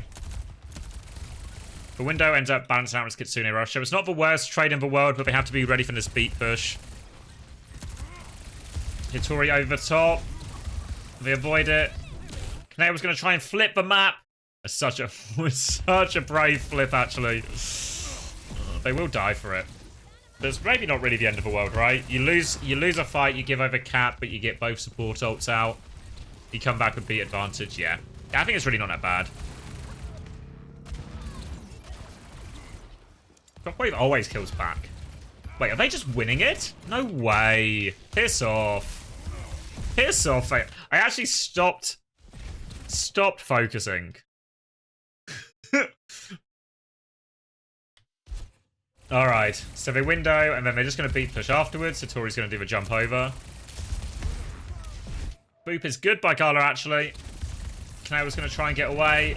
Lamps himself out of trouble. Maybe Lamps like a hair too soon. Rajaro puts pressure onto Sobek. Sobek still hits the beat onto everyone. Kaneo is surely going to die. Kaneo will die. So now it's just a focus fire challenge. Sobek needs a little bit of help. Sobek gets caught by Shockwave. Where is Shockwave in all of this? He's coming back from spawn, right? Oh yeah, because he died early on to the pulse bomb. So he just arrives mid-fight. Oh, he just arrives mid-fight. Hits a big dynamite. 1. And he's just uncontested.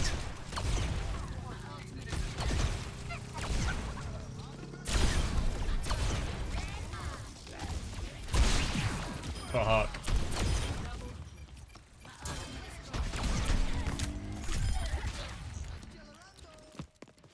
Ah, fuck. That's such a painful one to lose. I mean, it was a pretty fine situation for Virtus Pro anyway. You know what I mean? Because of the ults they got out. But the fact that they even win the fight is criminal. Absolutely criminal. Oh, man, how do they find this one so quickly? Alright, walking up early, trying to put pressure on. Steliot. Just a nothing one.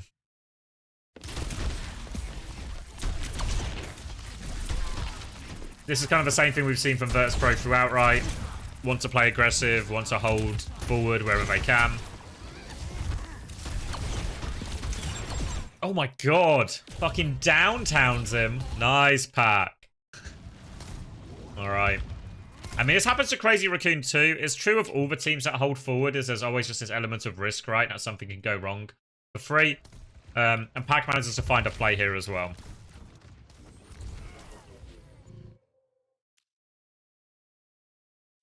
Again, Saunus just finding free value.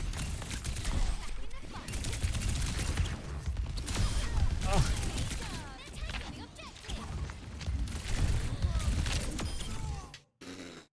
How is this allowed to happen?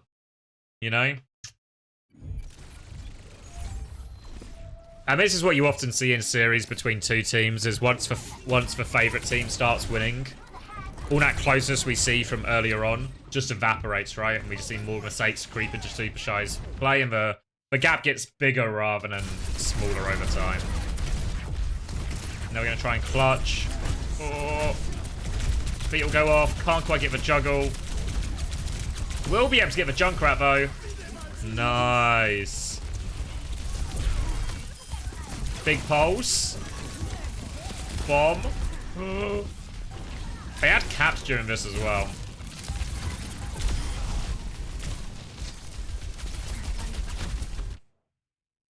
If they actually win this now, we'll get another round out of it. We'll get another round out of it.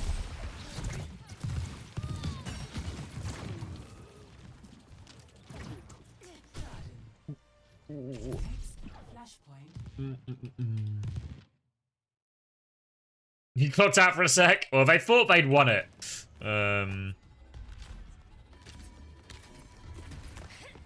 Is it the 15th? Is it not before Swiss? I thought EA was locked before Swiss. Or am I spreading misinformation? Like, I thought it was locked this Friday.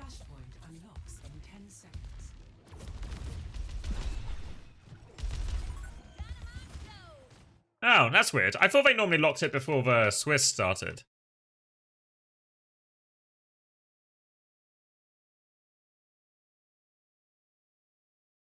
No idea. We can check afterwards. You got moved back a week. Let's watch this round, then we can deep dive the rules afterwards. I presume this is probably the last round. Pack back. Oh, Pack can't miss right now. Nice, easy one. All right. Swiss starts on Friday. I know that one for real. Kitsune rush now as well. Just to be able to focus them down. Pressure onto Kaneo. Alright. They will clean up. Kitsune rush for the flip. Not too shabby. Probably didn't really... Probably could have got away with it not using it since they got that pulse kill. But I think really not too unhappy with that. Now they have beat advantage for this next push now. A lot of the time we talked about all the problems that Supershy were having in terms of taking all this damage while they were trying to set up their dives, trying to get their Winston, their Tracer, their Echo into position. But now they have map control. They should get everyone into position for free. You want to see an Echo starting up here or something, a Tracer starting around this flank, a Winston hiding close, ready to dive. You want to see aggressive hitboxes. Or aggressive kill boxes, whatever you want to call them. Oh!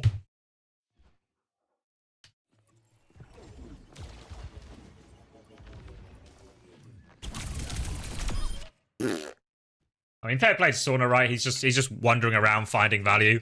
And he is doing his job well, right? But it's like it's really rough. Really rough now. They just miss out on these fights for free, you know? So they're not going to be able to beat push, they're not going to be able to get set up. It's just a bit of a fucking disaster. A free retake. And I mean, I guess this is some of what we were talking about before, right? How, like, over time, the gap just gets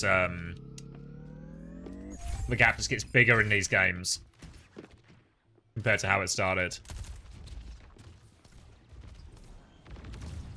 Don't most of the top calling all heroes teams compete in OWCS in some form? I guess I'm mainly thinking of Green Fortnite, for everyone who come to mind. No plans for Swiss streams either, no. I considered for Sunday, but not really.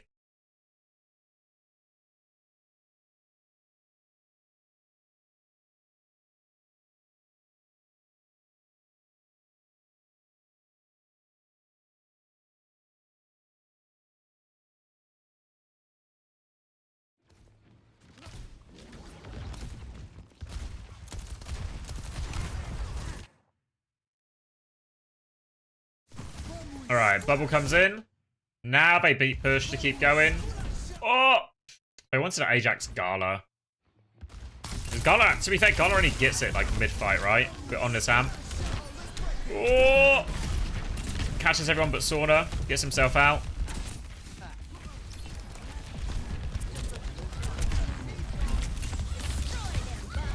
Alright, now they have the B and they bob back. Everything should be stabilized. If they can just get to point and carry out now, it's not the end of the world. I don't know if Hitori lives though.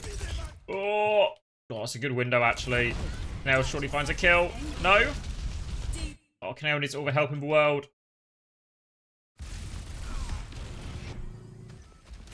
They were chasing Hitori. I mean, it should still work out in their favor, I think. They should be able to kill the Echo after they come out of copy. There we go. Pulse spawn to Rajaro. Keeps mech. Oh, they're so desperate for the D-mech.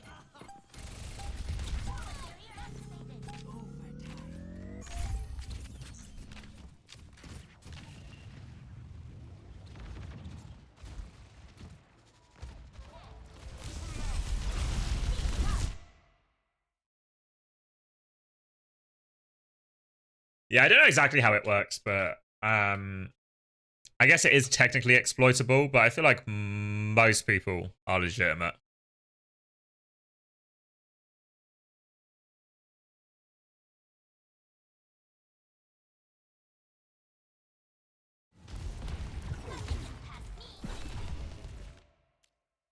I mean, the nature of these things is, like, if there's money available, there's always X percentage of bad actors it's going to attract, right? But I think it's been around for a long time. And I'd be surprised if people who do fake it, because we've seen people get kicked out, right, for faking it before, so I'd be very surprised if people manage to stay around for that long.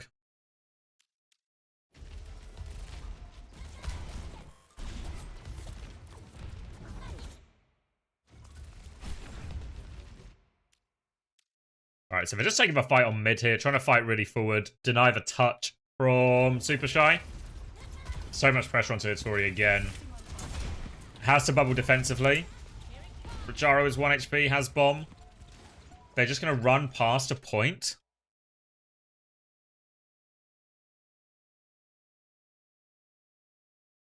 Pack is not running through the point. Everyone else gets to flip though, and they can carry out on point once they get here actually. So it's low-key winnable really. Kitsune ult comes through. Rajara gets immediately demechs. Try to help the bomb. Remech is okay. Stabilize on point. Hitori looks for something main. Can't find it. Rajaro finds that timing. 1 for 1 bone. Yeah, Rajaro's just stuck to Hitori. And yeah, Carla just gets the beat slightly earlier too.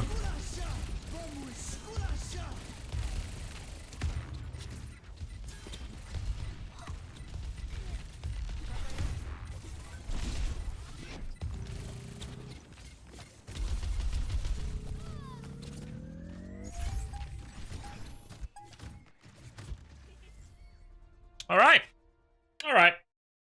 Pretty definitive in the end, right? I guess you'd expect Virtus Pro to be on top. Diva comp certainly caused them some problems. Where's my thing gone? I was gonna look at the scoreboard type stuff.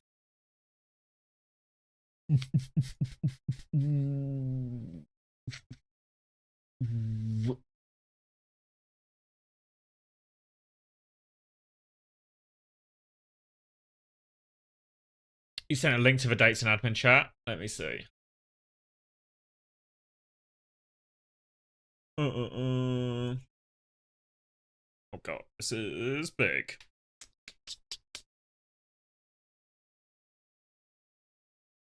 Rosalock is on the 9th. Classic Gala misinformation. Supershy is still the best in the West? Unfortunately not, Sanu. Unfortunately not. Where the fuck is that graphic? Don't know. Just got linked it right now. Really? Is there a... When was this posted? This looks like it's a Twitter screenshot, right?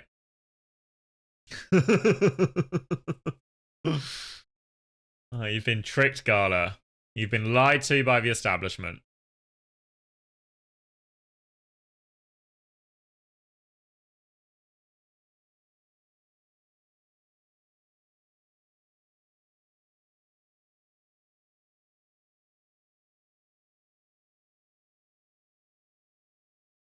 Is it not Sanyu? Sanyu. Sanyu. I just need to exaggerate the A. I think I've got it right. You say Sanu? Yeah, Sanyu. I feel like I probably said it right all the time. And you're gaslighting me. That's my personal opinion on the matter.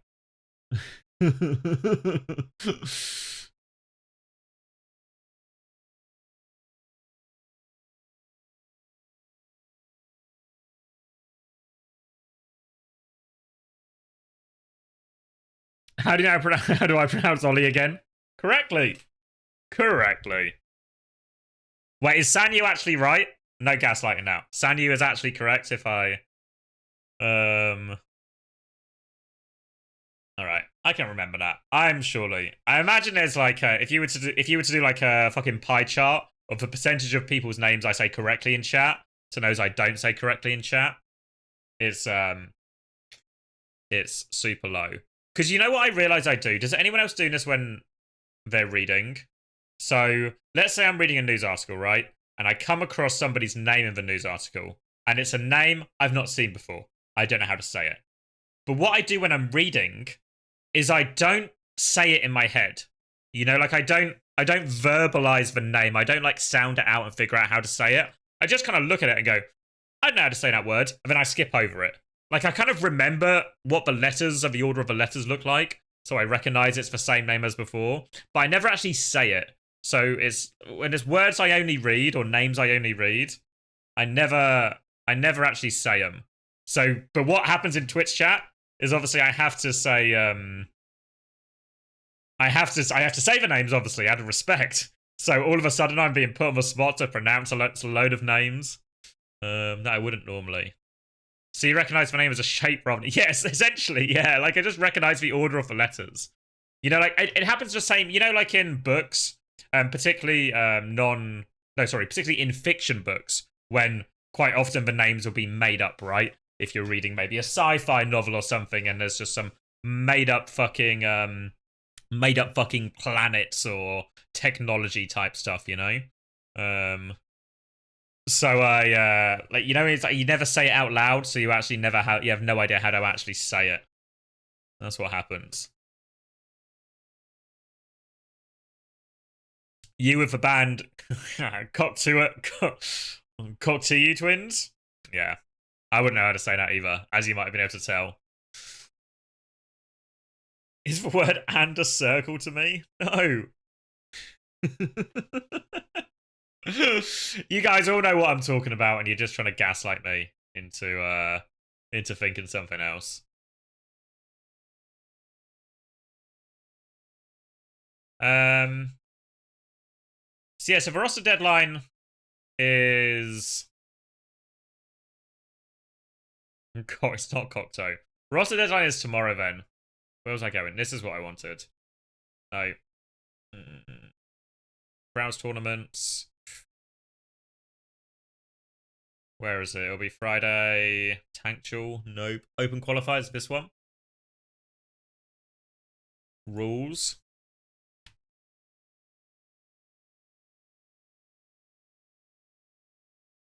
Rules.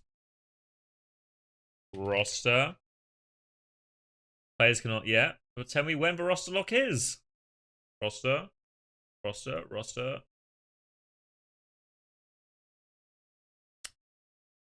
Actually, Gala's right. I don't know if Gala's still here, but you've been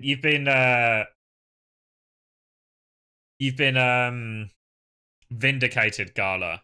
The rules on the website are wrong.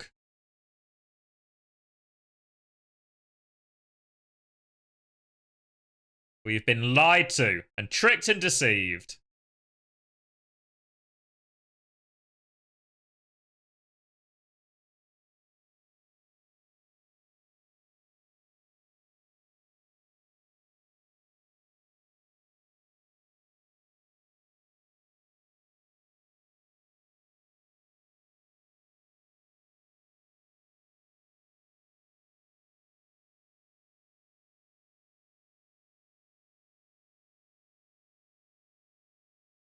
Is it true when it's Crazy Raccoon signing me?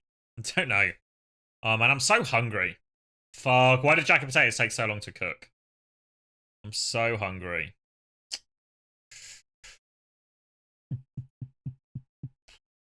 There's kind of nothing left of the stream now, really. I know I said I was going to watch Calling All Heroes at some point this week, but I kind of just got left behind because we got all the replay access. So when we're going through the replays, it ended up taking way longer than if we just watch like co-stream. So we ran out of time, and we're going to watch Pacific tomorrow. So I don't know if my Discord is updated, but you'll see on the Twitch schedule that tomorrow's stream is actually starting earlier to coincide with Pacific. Yeah, unfortunately, I've marginalized them further in my viewing choices, which is probably a poor reflection on me in reality. But moving swiftly on. So what we want to be aware of is the FACEIT games that are happening. That'll be of interest to us. And it seems like, ultimately, at least right now, and you need to be switched on to this because it changes all the time, but there's no interesting games, right? This week. Zero interest. Then maybe this one. This one for sure, though, right?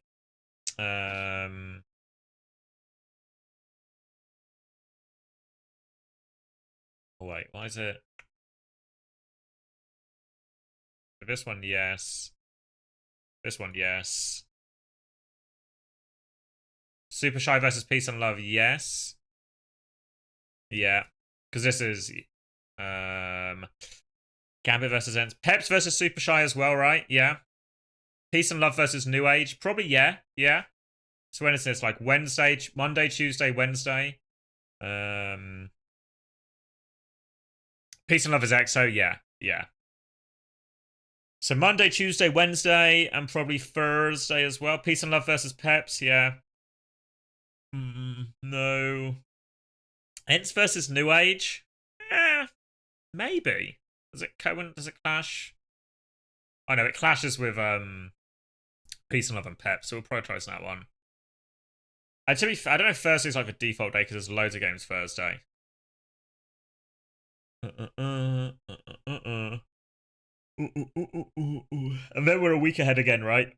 Okay, so we won't worry about that one yet. Because I think this coming week and the week after it, we'll get loads of games put in because obviously like SSG, Virtus Pro, GG, ENTS all delayed a lot of their games because of Esports World Cup.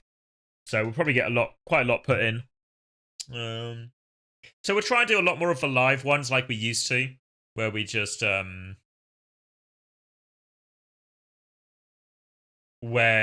like the live casts of the game with the scoreboard with that, and I'll have to do it on delay and everything, but we just take it from there. Yeah, I presume it's just an error in the thing. Because both teams would have been away when it should have been played. So I presume it's just an error and they'll actually play it again. They'll play it again when they get an opportunity. And then, to be fair, with North America, what are even the high-profile games, right? Is there maybe only going to be one or two?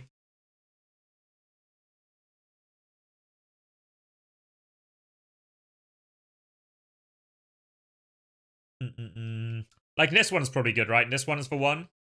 But it's on quite late for me. That's like 1 a.m. my time, so this might be like a just watch it from the replays type of deal.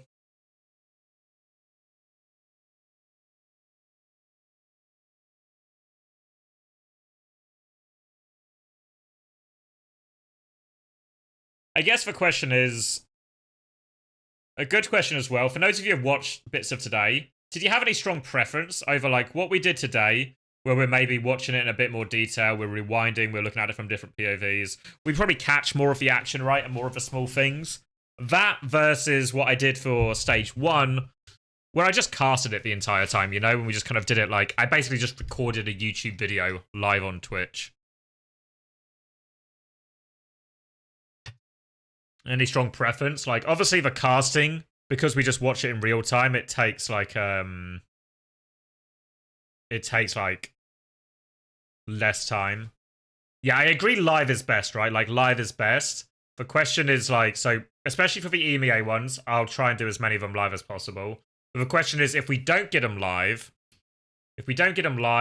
what's better? Just, like, the YouTube recording, where we essentially do it as if it was live, even though we're just watching replays, or more analysis type thing, you know? I was just gonna write analysis, fuck's sake. I'm cooked.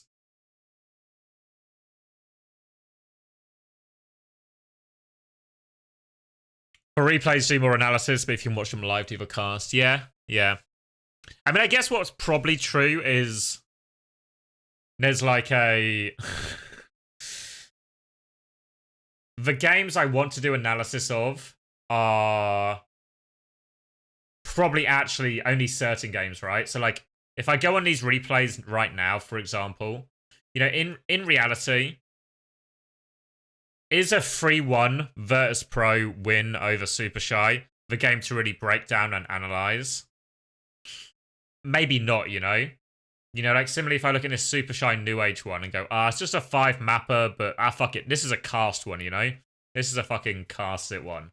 But maybe if we get an SSG ENTS one, we'll probably cover it live, for example, but we could also look at it in, like, the analysis and maybe break it down a little bit more as well, you know? Do a little bit of both. Maybe that's the plan then. All right? Okay. Seems like a plan. So, I'll see everyone tomorrow for the Pacific. Our first time ever watching the Pacific Division.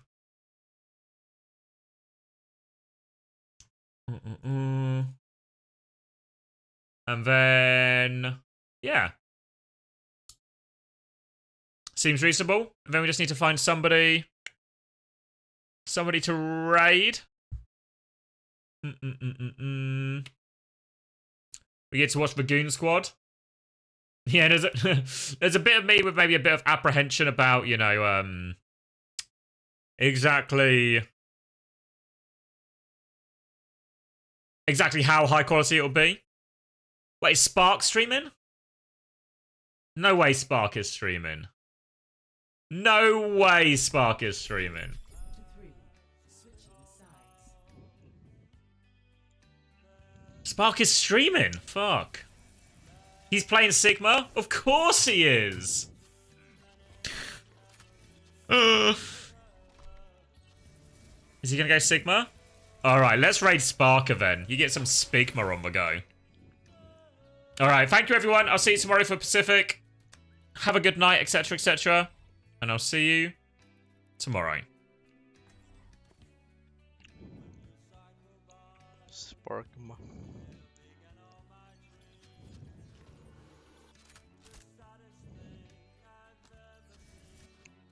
Now why are we saying hi to Xavier? Xavier here, hello.